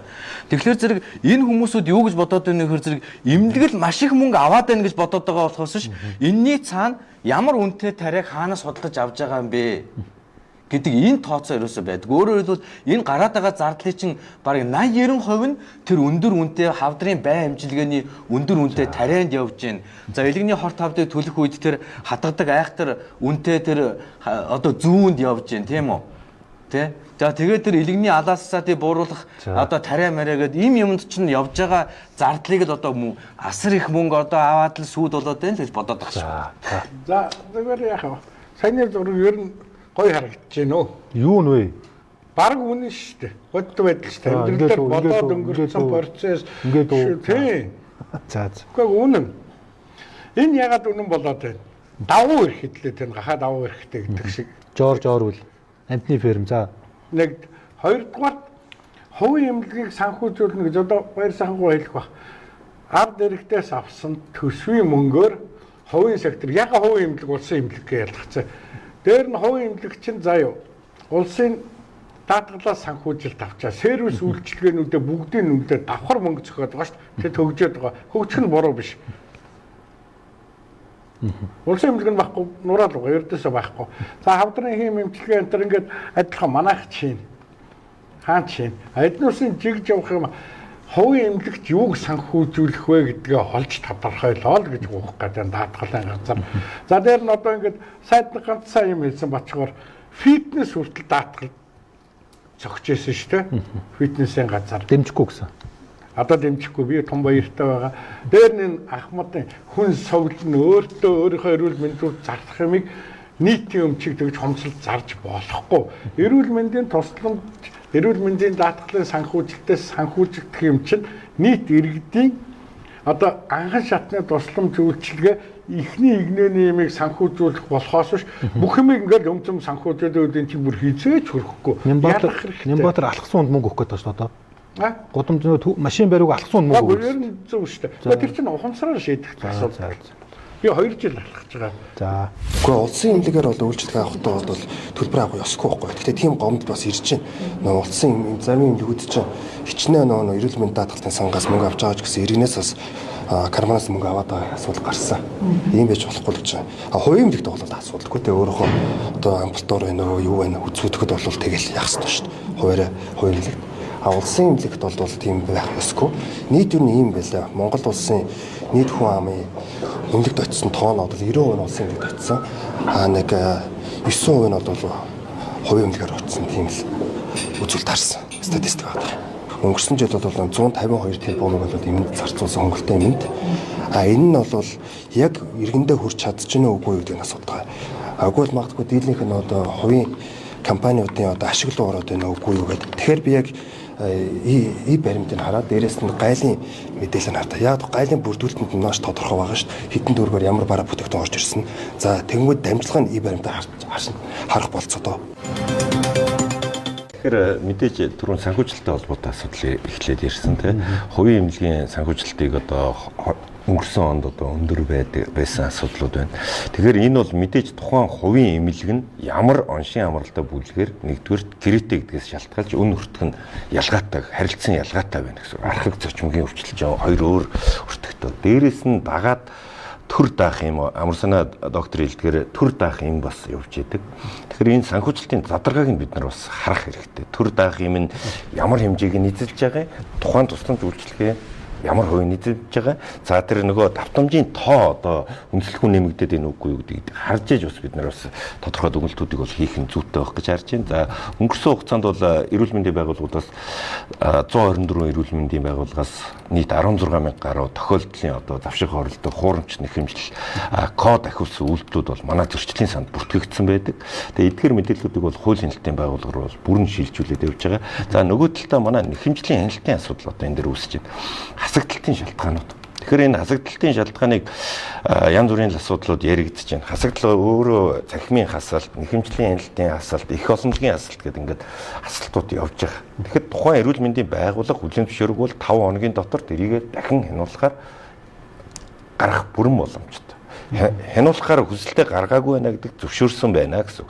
Хэрвээ ингээд үйлдэл яг хийгээд ингээд явах юм бол эн чинь хамтарсан юм зохион байгуулалттай зүйл болохоос өөр аргагүй. За дараагийн сэдв ерөнхий газартай холбоотой шүү те. Их товч бөгөөд их ойлгомжтой хариулъяасаа хүсэж байна. Эрүүл мэндийн даатгалын сан гэж байдаг. За тэгээ энэ сангийн мөнгийг одоо нөгөө арвижуулах гэсэн юм уу, хүүгийг авах гэсэн юм уу би ойлгоогүй. Нэр бүхий банкуд хадгалсан. Капитал банк, Чингис хаан үндэсний хөрөнгө оруулалтын банк гэдэг энэ газрууд өгсөн мөнгөө эргүүлж авсан уу? Мөнгө байхгүй бараг хөрөнгө хураан шилүү сүүлд нь бүр үйл хөдлөх хөрөнгүүдийг хурааж аавч гэсэн сүүлд нь бараг тэнд нь багш нарыг оруулсан ч шиг өө энэ илэг юм болж илээ. Би одоо гайхал ганцаа. За тэгээд дархан сууж, зөвлөн сууж мөнгө хаана байна? Мөнгө авсан уу? Хэдийг авсан бэ? Одоо хэдийн үлдэгдэл байгаа вэ? Уучлаарай. За тэгэхээр энэ нэр бүхий 3 банкн дээр бол эрүүл мэндийн даатгалын сангийн төлбөрүүд одоо мөнгө одоо орсон. За авлагатай бид нар. Тэгэхээр энэ Капитал банкны хувьд бол нийт 136.1 тэрбум төгрөгийн авлагатай байсан. За үүнээсээ бид нар 46.7 тэрбум төгрөгийн бол үйл хөдлөх хөрөнгөөр бол өмнөх 21 онд одоо авсан байдаг. За үүнээс 15.2 тэрбум төгрөгийн бол мөнгө хөрөнгөөр бол энэ Капитал банкнаас барагдуулсан. За одоо бид нар дээр 74.2 тэрбум төгрөгийн авлага үлдсэн явж байгаа. За үндэсний хөрөнгө оруулалтын банкн дээр бол бид нар нийт нэг 27 орчим тэрбум төгрөгийн авлагатай байснаас үндсэн төлбөрөө үндэсний хөрөнгө оруулалтын банкны хувьд бол шүүхийн шатанд бол бүрэн барагдуулж одоо хүүгийн авлага бол нэг 2.1 тэрбум төгрөгийн авлага байдаг. За Чингис хаан банкн дээр мөн адил 30 тэрбум төгрөгийн авлага бол үүссэн.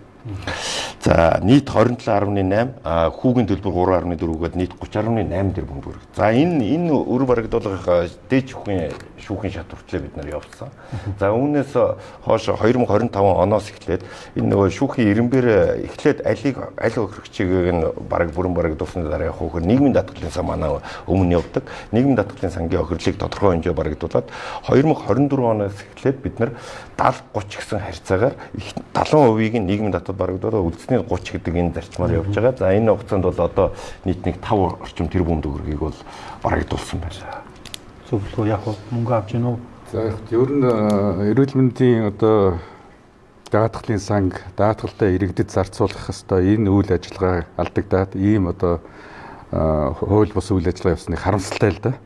Тэгээ өнөөдөр энэ даатгалын байгууллага маань тусламж үйлчилгээ үзүүлэх биш тэр бас зарим талаараа үндсэн хөрөнгийн одоо байгууллага шиг үндсэн хөрөнгийн хүнлэлтийг зардаг байгууллага шиг ингээд байрлал зардаг гэдэг шүү дээ. Одоо энэ бол ерөөсөө асар ойлгомжгүй байж болохгүй асуудал. Тэр энэ гарсан цаад хор хохирлон зүгээр мөнгөндөөч биш. Энэ маань бол энэ эрүүл мэндийн даатгалын бие даасан үйл ажиллагаа, эрүүл мэндийн даатгалын засаглал, удирдлагад бол асар хортой нөлөөлсөн байхгүй юу? Ийм учраас өнөөдөр эрүүл мэндийн даатгал гээд тусдаа бие даасан ийм санг улсын төсвийн одоо нэгдсэн юунд оруулчлаа шүү дээ. Тэгэхээр даатгалын одоо санхүүгийн бие даасан байдал нь одоо хумигдлаа. Тэр энэний цаана ингээд гарч байгаа асар олон сөрөг талууд бий. Тэгэхээр энийг цаашаа ярих зөв боломж байхгүй. Энэ өөрөлдөө сөрөг үр дагавар маш их байлаа. Дахиж ийм байдал үтий гараасай. Тэгээ яагаад ийм байдал гараад байхад энийг дорн шийдэж чадахгүй байгаа юм. Тийм ээ. Эм чинь нийгмийн даатгал шүү дээ. Төрийн оролцоо одоо. Тэгэхээр цаана одоо энэ бол нэг хүн шийдэж мөнгө байршуулаагүй баг. Тэгээд цаашаа бодвол ихэр олон юм байх шиг байна. Одоо сүүлдээ нөгөө шавар дуунсан шарын эзэнгэгчээр танаа ерөнхий газар шүүх цагдаа юм уу те? Шүүхийн шийдвэр юм уу те? Эсвэл одоо танаа нөгөө хөрөнгө үнэлтийг аудит те? Тийм одоо сүүлдээ танаа баг ремакс болох гэдэг юм уу? Яах гэдэг юм те? Худалдан борлуулан тэрнээс олсон юмараа огрлоо барагдуулсан. Муу нэрэн даатгал дээр тэрний хор нөлөө нэмлэгүүдээр гарч штэ те? Энэ эрүүл мэндийн даатгалын сан, нийгмийн даатгалын сан гэдэг нийтдээ бараг 110 тэрбум төгрөг энэ Чингис хаан банк дээр байршуулсан байна. Энийг хизээ яаж олж авах вэ? Хэн энийг хариуцлага хүлээх вэ? Одоо найдваргүй зээл болгоод бүртгэгдсэн.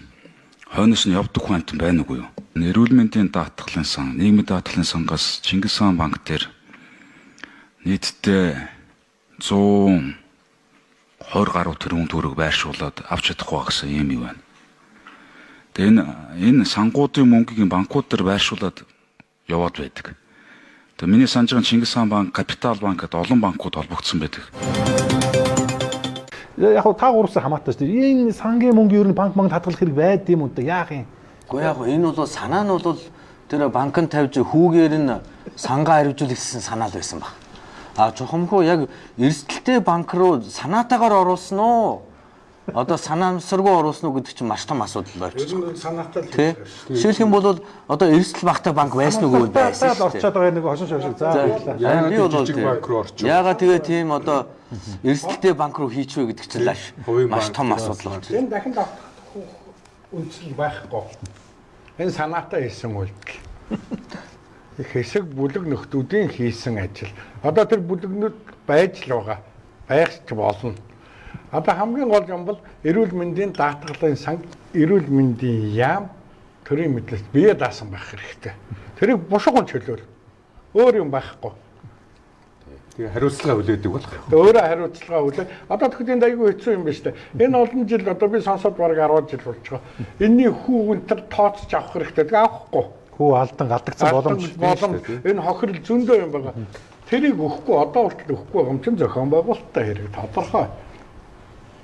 Та гэж бодож чинь зүгээр энэ санд ер нь мөнгө хадгалах хэрэг банкуд хадгалах хэрэг байна уу? Ямар ч боломж байхгүй. Тийм зарчмаар ч байхгүй. Бусад улс орд ийм байх. Одоо шуналтай үгний л бодлоо шүү дээ. Банкнд хийж өсгөн гэдэг чинь бол шуналтай эмгэгтэй үнэтэй бодлоо шүү дээ. Байхын байрандаа л байх. Дотоодод дарга нөгөө энэ сан эзэн холбогдож байхгүй эзэн байхгүй учраас дуртаа нэг ашигласан байж болох уу? Тухайн чөлөө төлдөг гэж сангийн чөлөө төлдөг гэж байдаг. Тэгэхээр энэ явдал бий болсноос хойш бол сангийн чөлөө төлдөглийг төрийн санд байршуулдаг гэсэн. Төрийн санд өнөөдөр бид нар нийгмийн даатгалын сангаас 7 хоног болгон эрүүл мэндийн даатгалын шимтгэлээр цугларж байгаа мөнгийг 7 хоног болгон төрийн сан руу арилжааны банкудаас татан төвлөрүүлж байгаа. Тэгэхээр дахиж одоо энэ банкн дээр одоо байршуулж байгаа асуудал бол байхгүй гэж болно. Ойлгож болох уу те? За одоо бас нэг сэдв рүү орноо. За яг энэ бол яг за энэ юуг нэг төсвөөс тусгаарлах хууль гэдэг явж байгаа юм байлаас иргэдээс гар үсэг авч байгаа. Хангалтгүй л байлаа гар үсэг зуусан тоон. Уул нь ингээд би түрүүн тань хэллээ шүү дээ. Тусгаарлчмаар л. Түр дандаа бүх юм өөртөө ингээд наагаал амжихгүй шүү дээ. Чадахгүй юм тий. Судалгаа нь үрж. Цохиод шүү. Цохиод байна уу? За. Нийгмийн даатгал шалгаагүй, эрүүл мэндийн шалгаагүй. Хувийн юм сангууд одоо сүүлийн бий болж байна. Маш олон даатгалын компаниуд байна. Ялангуяа эрүүл мэндийг даатгах гэж байгаа тийм. Зөвхөн энэ улс орны гадна гадаад улс орнд аялал жугаалахад хүртэлтэй эн чинь болцсохгүй шүү дээ. Зөвхөн эрүүл мэнд амь нас гэж хуваагдаад явчих واخ. Та ер нь юу гэж боддیں۔ Энэ хувийн даатгалын сан ер нь цаашаа хөгжих ёстой юу? Өөрөөр хэлэх юм бол иргэд чинь нэг улсынхаа нэг жоохон үл итгээдэг шүү дээ. Утаа болчиход шүү дээ. Тэгэхээр ер нь хувийн зүйлд ер нь одоо юу гэдэг нь та түрүү хэллээ нэг 4% шимтгэл төлдөг гэсэн тийм. За хувьд одоо хэд байдгийг би юуг нь харсан. Гэхдээ тодорхой хэмжээнд төлөө цар болгоо явж байгаад энэ одоо рисктэй тийм. Эрсдэлтэй гарсан тохиолдолд тэрийг хэрэглэнээс тооцдог байх л та. Манайд ер нь энэ хөгжих цаг нь болсноо. Тэгээ энэ ер нь яг улстайгаа зэрэгцээ явах ёстой юу? Эсвэл ер нь энэ эрүүл мэндийн даалтын одоо энэ даатгалыг ер нь ингээд зах зээлийн зарчмаар орох ёстой юу? Та нар юу? Тэгэхээр яг эрүүл мэндийн одоо хувийн даатгал хөгж болохыг л болно л доо. Гэхдээ энийг бол одоо хувийн даатгал өөрөө л зах зээлийнхээ зарчмаар гарч ирнэ шүү дээ. Эрэлтэнд байгаа мó, хэрэгцээнд байгаа мó. Тэгээд ажиллах зах зээлийн орон зай нь ямар байгаа. Тийм учраас өнөөдөр орон зай байгаа учраас хувийн даатгалууд гарч ирээд ажиллаж байна. Хувийн даатгалын маань гол зорилго бол ерөөсөө ашиг шүү дээ. Ашигын төлөө л байгууллага. Хаана ашигтай байна? Тэм зах зээлээр л орж ирнэ. Тэрнээс биш одоо ашиггүй газар орж ирж дампуурдаг тийм бизнес гэж байхгүй шүү дээ. Тэгэхээр энэ утгаараа аваад үзэх юм бол хувийн даатгал бол мөнгөтэй л ажиллана гэсэн үг. Тэгээ мөнгөтэй хүнд тусламжийн үйлчилгээ үзүүлнэ, мөнгөтэй хүнээс ашигтай ажиллана. Энийг ингээд хувийн даатгал руу бид орно гэх юм бол ерөөсөө хүний төлбөрийн чадвараар тусламжийн үйлчилгээ үзүүлчих болчих واخгүй юу? Бүгд нь одоо нялзаа бол. Гэхдээ ингээд энэ л та баяр сайхан доктороо иргэд чинь төр застай итгэхгүй байна л да. Өөрөөр хэлэх юм бол ингээд тодорхой хэмжээ хураамж авчаад дараа нь ингээд чи гарч тэр бэнд хөвөнгөө өөрөө олж ирэхээр чинь хүн чинь за ер нь би бараг 500 өгөөд бараг хадгалуулж за. За яриад би санаа ажиллаа. Одоо хувийн даатгал байх хэрэгтэй. Гэтэ би бол даатгах болохгүй. Яагаад? Яах юм? Ундрмаа шиг нэг нөхөр доктор чиг нэг нөхөр аваа алга болчих шүү дээ манай нөхцөл. Тийм сул төр, тийм сул тогтолцоо байгаа болохоор даатгах болохгүй би бол. За. Над шиг бод хүмүүс байх гэж бодож байна. А нөгөө талаар хувийн даатгал бол одоо баяр сайхангүй хэллээ. Одоо хувийн даатгал манай жамар газрынхан хийлэгдэггүй. Оюутлага уул уурхахан. А гэтэл нийт масс чинь хийлэх чадваргүй. А тэгэхээр нэг хоригдж чирэггүй явж л байг. А тэгэхээр тийм том даатгалын систем нөлөөлөхөөр даатгал болж чадахгүй нөхцөл нь байхгүй бас.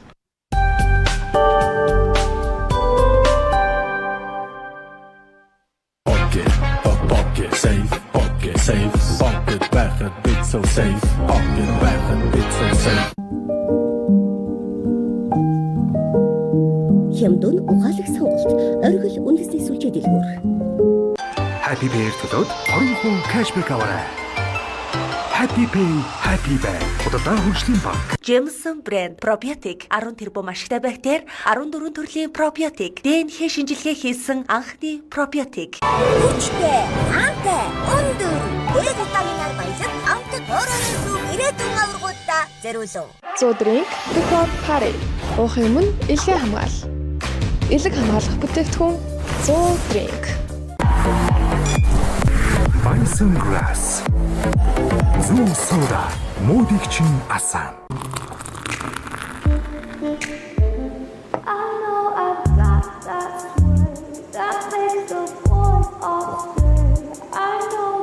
Астрын нэрийн хуудас Дакар.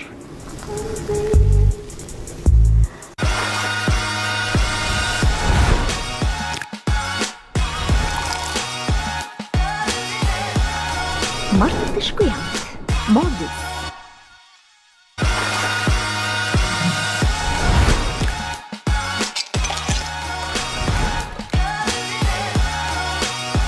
Мартышгүй амт Молис. Эндэр сайхан аргагүй. Тэгвэл хамт Калвин амтлах уу? Өнхөр сайхан уншиж. Сандерс сайхан ярэ өрнөлдөг. Калвин.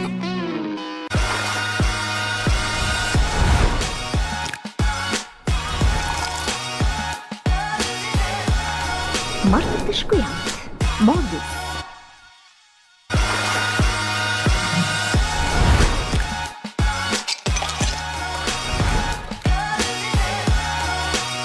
Мартышгүй амт Молис.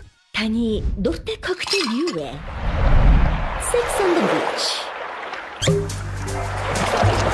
Хүссэн гадаа хүссэн коктейл уу? Punch Club. Үсүү мартва? Чэй хулсын Карлов хот. Тухайн цагийн алдартнууд энд эмчлүүлэх, хамрах, бас бохомчучиг баярлалдан цэнгэлдэх гэж ирдэг байна. Шэхийн өвдөст Бихроука. Байгалийн жимс витаминаар баялаг хоороон зүг ирээдүйн аваргуудаа зориулв. Jameson брэнд пробиотик 10 тэрбум ашигтай бактери, 14 төрлийн пробиотик, ДНХ шинжилгээ хийсэн анхны пробиотик. Happy Pay төлөөд 20% cashback аваарай. Happy Pay, Happy Pay. Худалдан хөгжлийн банк. Хямдун ухаалаг сонголт оргил үндэсний сүлжээ дэлгүүр. Pocket safe, pocket байхад бит so safe, pocket байхад бит so safe.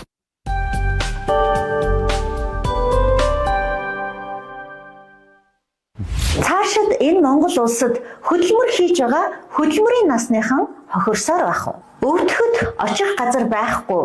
Амьдралын хүнд үеүдээ хий дими шанал дунд өнгөрөх үү? Энэ асуудлын гол гарц шийдэл бол эрүүл мэндийн даатгал төлж байгаа даатгуулагчийн тодорхой хувь нь даатгуулагчийн хувийн дансанд нь төвлөрдөг болох явдал юм. Тэгвэл даатгуулагчид бид хүссэн үедээ, өвдсөн үедээ өөрийнхөө мөнгийг өөртөө зарцуулаад эмнэлэгт хэвтэх боломжтой болох юм.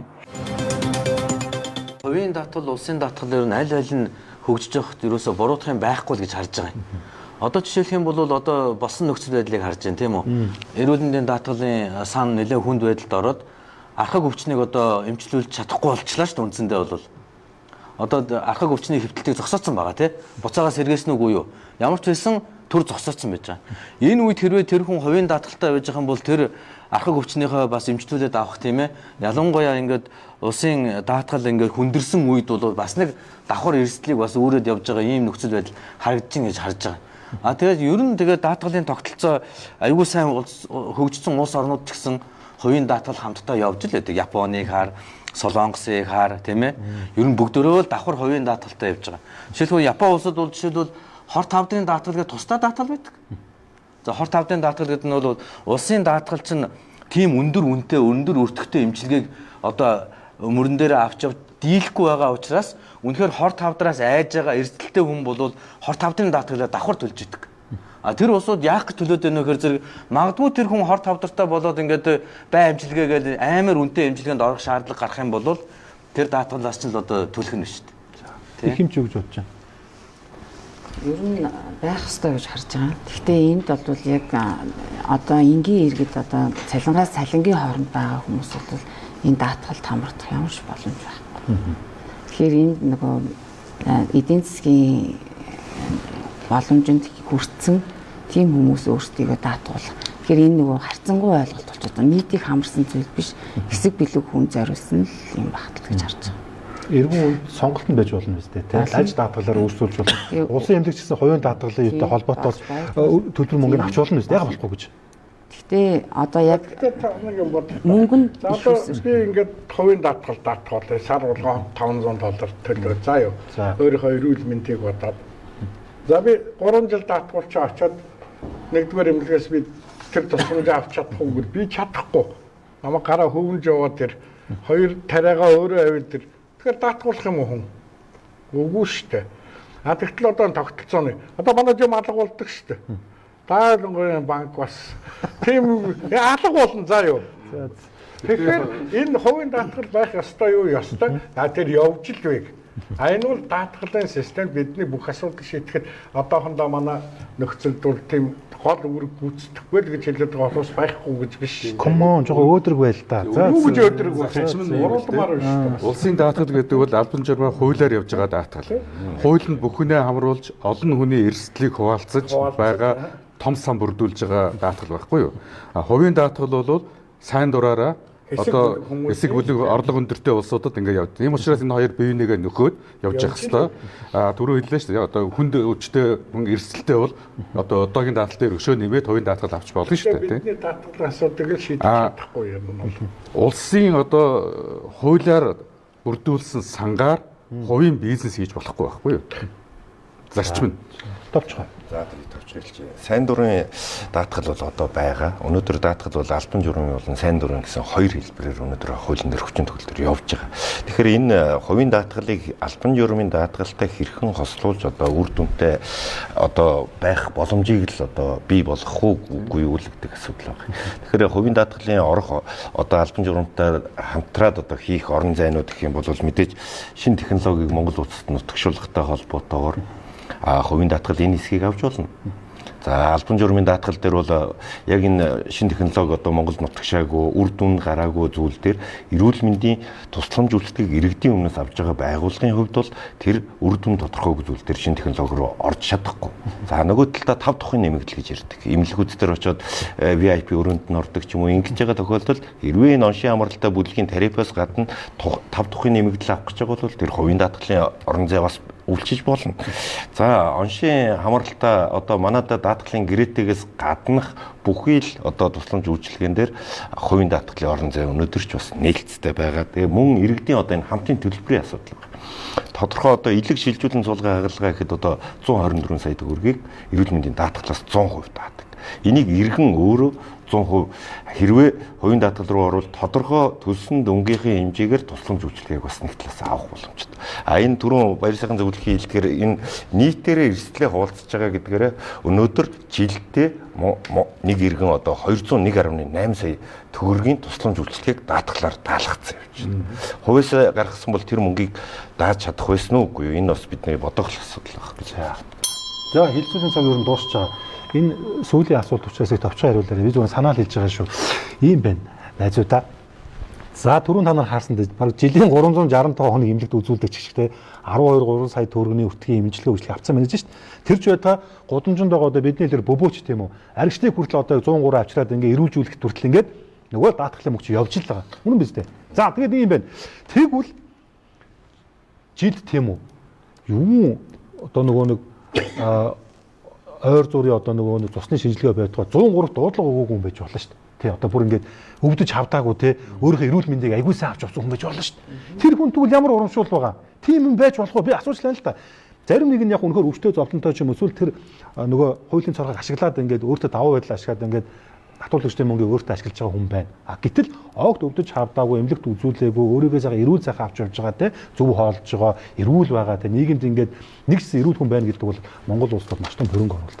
Тэгвэл тэр тухайн иргэний тэгвэл чинь одоо танаа ерхий газар те даатгалын сан юм яаж юу н одоо урамшуулах юм те зарим нэг нь татвараас нь буулгаж болох уу те та маш сайн явж штэ тэгвэл таныг ядаж өөр юмээс нь чөлөөлөл л дээ гэл те одоо чинь сүүлдээ та нар харсан штэ энэ томоохон одоо энэ банкуд харилцаа холбооны компаниуд чинь дугуй уун жирсэн ажилтнтай сар болгон 50 мянга 100 мянган төгрөг өгдөг юм л шүү дээ. Ягаад гэвэл жишээ хотын төгжөлд машин барьж байгаагүй өөрөө эрүүл мэнд та ингээд анхаарал тавиад ингээд дугуй уунжийг алхаж ийн гэ те урамшуулж байгаа байхгүй.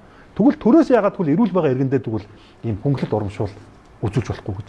Хариулчих уу би? За. Наатан дээр ч байна шүү дээ. Ер нь бол зарчмын хувьд бол эн чинь эрсдэл хуваах зарчим дээр л явж байгаа юм. Эрс манай даатгалын тогтолцоо нь өөрөө эрсдэл хуваах зарчим байхгүй. Түүнээс тэр хүний мөнгө төлсөн мөнгөө нэг газар хадгалаад тэрийг өөрөө зарцуулах гэдэг зарчим ерөөсөө байхгүй. Тэгэхээр тэр хүн эрүүл яваад ингээд явж ийн гэдэг маань өндөр настай болоод өвдөө зовсон үед нь мөн л одоо өөрийнх нь одоо үр ач ингээд эрүүл явж байгаа улсуудын мөнгөний төлсөн мөнгөний зардлаар тэр хүн чинь өвчтөө болсон үедээ тэр одоо мөнгөө өөртөө зарцуулах гэдэг юм шүү дээ. Тэр хүн эрүүл байлаа гэдээ одоо учир зүггүй одоо урамшуул өгөөд байх тийм одоо санхүүгийн боломжтой одоохондоо даатгалын сан алга ба шүү дээ. Бид нар ч одоо хүнд өвчтнөө яаж эмчлэх үү, тэр мөнгөө яаж гаргах уу гэдэг дээрээ бүр толгой гарчлаа явж яхад чинь одоо юу нэмж одоо илүү дутуу зардал гаргах. Одоо илүү дутуу гэж хэлэхээр бас нөгөө улсад гомдчих юм уу? Би сайн хэлж мэдэхгүй. Социализмын үе эв санааны нэгээс гараа л гэдэг юм л да. Тий. Гэхдээ тэр чинь юм эренбтэй дараатай үнэхээр үлдэгдэл ихтэй байх юм бол тиймэрхүү улсуудад нэг одоо урамшуул юм бол өгж болж л байна. Сая ярьдаа шүү дээ тэр фитнес гэдэг чинь ийм л зарчим шүү дээ. Сая фитнест өгөөд хэрэггүй гэж ярьж байна. Өнөөдөр нөхцөл байдал тийм байгаа учраас фитнест өгөх шаардлагагүй гэж үзэж байгаа юм. А хэрвээ нөхцөл байдал сайн байсан бол хамаагүй тэр фитнест явж байгаа улсууд урамшуулын өгье л дээ тэр зүг шүү дээ. Буруу гэж байгаа юм биш. Цаг нь биш л гэж. За. Тэгэхээр энэ бол зарчмын асуудал да. Ер нь нийгмийн эрүүл мэндийн даатгалтай бүх орнууд бол одоо олон улсын юугаар бол pay as you go гэж байгаа. Өөрөөр хэлбэл өнөөдөр одоо төлж байгаа шимтгэл өнөөдөр хэрэгтэй хүндээ очиж байгаа. Тэнд хоригдл үүсдэггүй тэр хувийн нэрийн дансанд ордгоо би өвдөөгүй байна гэж буцааж авдаггүй. Жишээд эмнэлэг твтэх өвчлөх бол тансаглал биш шүү дээ. Би өвдөөгүй эрүүл мэндийн даатгалаа хэрэглэнэ гэдэг хүн очиж эмнэлэг твтдэггүй байхгүй юу. Тэгэхээр зэрэг эн чинь өөрөө зарчим нь юм.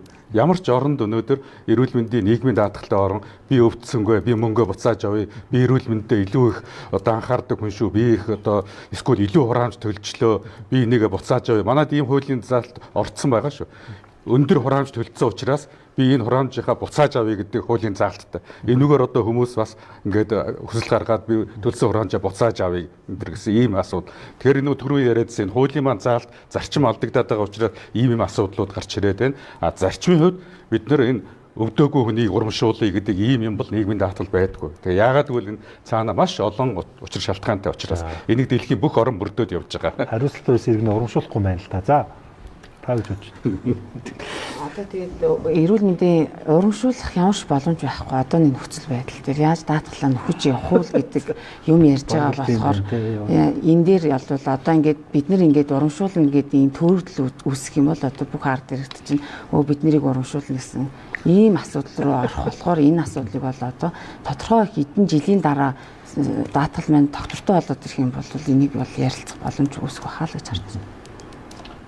За зарчмын хэмжээтэй баяр сайхан хэмжээсэн хамтын төлбөрийн зарчимтайгаа хуультайгаа тэгэхээр бид тэр зөвшөөд одоо намайг сайн байлаа хин эмчиг сайн байлаа гэд амраа эмчиг сайн байлаа гэд хуваалцаж чагнах тийм тогтолцоо байхгүй зарчим юм тэр энэ дээр бол одоо харин ийм юм ярихаар ч нөө жоохон дутуу улсуудыг төөрөгдүүлээд ингээд бас зовлонтой энэ бол байхгүй байх үндэс байхгүй. За.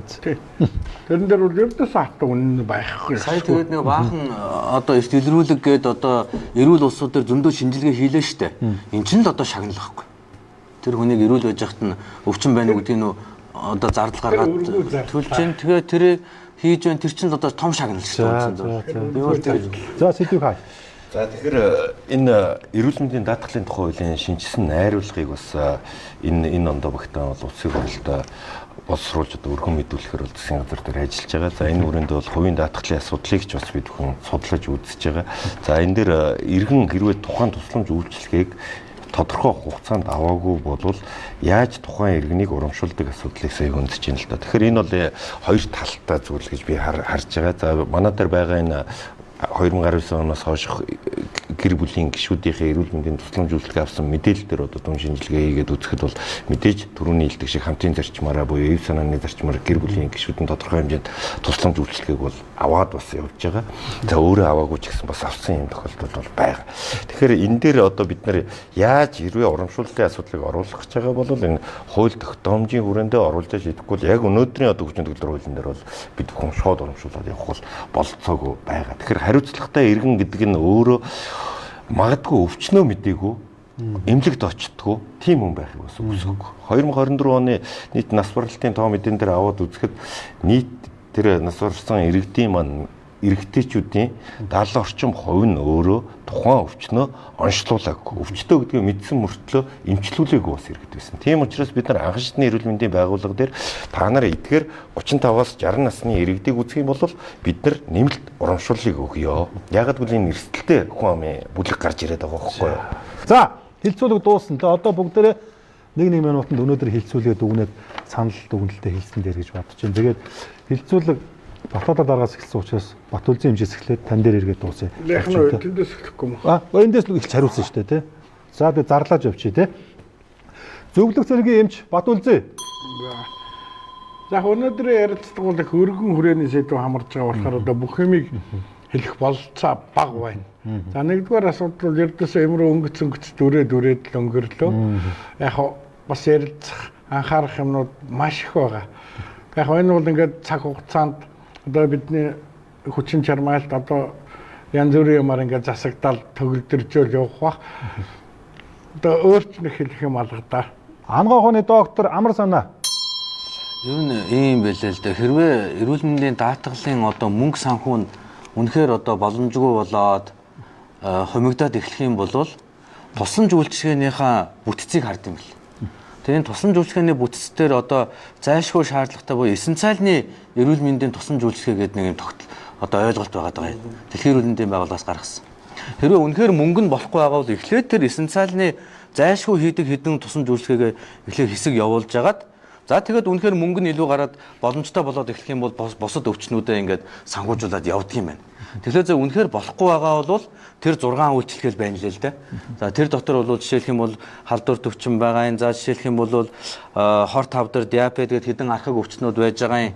За анхан шатны эрүүл мэндийн тусламж үйлчилгээ байж байгаа юм. Зөв судасны ингээд ноцтой өвчнүүд байж байгаа. Яаралтай төрөнд тусламж байж байгаа. Ингээд нэг 6-7 төрлийн тийм нэг цөөхөн хэдэн маш чухал хэдэн өвчнүүдийг л эмчилдэг юм бэл. За баярлалаа. Ерөнхий газрын зөвлөх Баяр сайхан. За тэгэхээр өнөөдрийн ярилцлагаар яг олон асуудал хөндлөө. Тэгэхээр энэний гол одоо ач холбогдол нь бид энэ эрүүл мэндийг өвчин эмгэг гэж битгий хараасай. Эрүүл мэндийн салбарыг эмнэлэг гэж битгий хараасай. Эрүүл мэндийн санхүүжилтийг эрүүл мэндийн даатгал гэж битгий бодоосай гэдэг ийм л одоо юм хэлмээр байна. Тэгээд одоо бидний өнөөдөр ингээд ярьсан гол ярианы сэдв бол бас нэг тийм юу гарч ирээд байна шүү дээ. Юу хүн бол даатгалтай учраас эмнэлгээ өөрөө чөлөөтэй сонгоно, тийм ээ, хаанч очиж болно. Даатгал бол ерөөсөө эмнэлгийг санхүүжүүлэх ёстой, хувийн хөвшлийн тийм. Даатгалын сан бол ерөөсөө л энэ тусламж үйлчилгээг худалдаж авах ёстой гэсэн ийм буруу ойлголтууд яваад байна л да. Тийм учраас бид энийг бас ойлголтоо эргэж харах, хуулиндаа бас захих өөрчлөлт оруулах ийм боломж харагдлаа гэж бодогдож байна. За баярлалаа. Их хэмж Дайрама. За айл шатлалд ерөөсөө хяналтын тогтолцоог сайжруулах шаардлагатай байна гэж бол харж байна. За тэгээд доороос өгсөн одоо ингээд имлгүүдээс биднээс одоо ингээд улирал бүрч юм уу жилд нэг удаа ингээд шалгуур үзүүлэлтээ сайжруулах бичиг өгөөд идэг тэрийг хүмүүс уншдаг уу дээд төвшний байгууллага хүмүүс уншиж гин үү тэгжээж энэ доод шатлал дунд тэгээд дээд үе энэ тогтолцоо мөн судалгаа эрдэмтдээ сонсох ингээд энэ цогц бэжиж энэ зөв шийдэл гарна шүү л гэдгийг хэлэх хэрэгтэй байна. Яагаад гэвэл энэ шалгуур үзүүлэлтээр зөндөө олон асуудлууд байгаа. Одоо хаашд онцлогдоод яатсан юмудаас 4-5 шийдлийг одоо ингээд ярилцаад хасах ийм шалгуурт оруулмаар байна гэд явуулаад байдаг бол энэний хариу нэрдэггүй. Тэгээд хяналт гэж дуусгая та. За баярлалаа. Ерөнхий газрын дарга Батбаатар. За тэгэхээр өнөөдрөөс сайхан уулзалт бол хилцүүлэг болж байна. Бид бүхэн эрүүл мэндийн даатгалын талаар бас нэгдсэн нэг ойлголтод хүрээд эрүүл мэндийн даатгал гэдэг бол өөрөө эрсдэл хуваалцах зарчим дээр суурилж тусламж үйлчлэгийг үзүүлдэг юм а гэдэг нэгдсэн нэг ойлголтод бас хүрж байгаад бас их баяртай байна. Тэгэхээр эрүүл мэндийн даатгалын мэдээллийг бид бүхэн ил тод нээлттэй болгосон шүү. Хяналтын тогтолцоогоо бид бүхэн бас сайжруулад явж байгаа. Тэгэхээр иргэний хяналтанд оруулна гэдэг нь өөрөө иргэн төлж байгаа даатгалын мөнгө хянжээ гэдэг өөрөө бас нэг ийм сайхан зүйл бий болж байгаа. Тэгэхээр иргэд маань гол нь хяналтаа тавьж тэн дээр ийм Монголигаар сар болгон 5-нд ирж байгаа мэдээлэлтэй танилцаж хяналтаа тавиараа бид бүхэнтэй бас хамтарч ажиллаарай гэж хүсье. Тэгээд орлогын мэдээж их үүсвэрүүдийг доктортой их үүсвэрүүдийг одоо нэмэх асуудал дээр бас төр засгийн зүгээс бас бодолцож үзэх ёстой гэдэг зүйлийг хэлээд өгсгийе. За баярлалаа. Өнөөдрийн хилцэл хүрэлцэн ирсэн та тавтаа талхлаа илэрхийлээ. Тэгээд сонирхолтой байж чадна уу? Нилээн жоохон хурц асуулт өгч үзлээ те. Ер нь гайгүй юу те. Ер нь нэг тэгээд их цаашаа ирвэл ер нь та тавтаа барьцлаж авах шинж рүү орж ийн. Сүүлдээ нэг тал уулцсан бүр яач гэдэг байгаа юм тийм.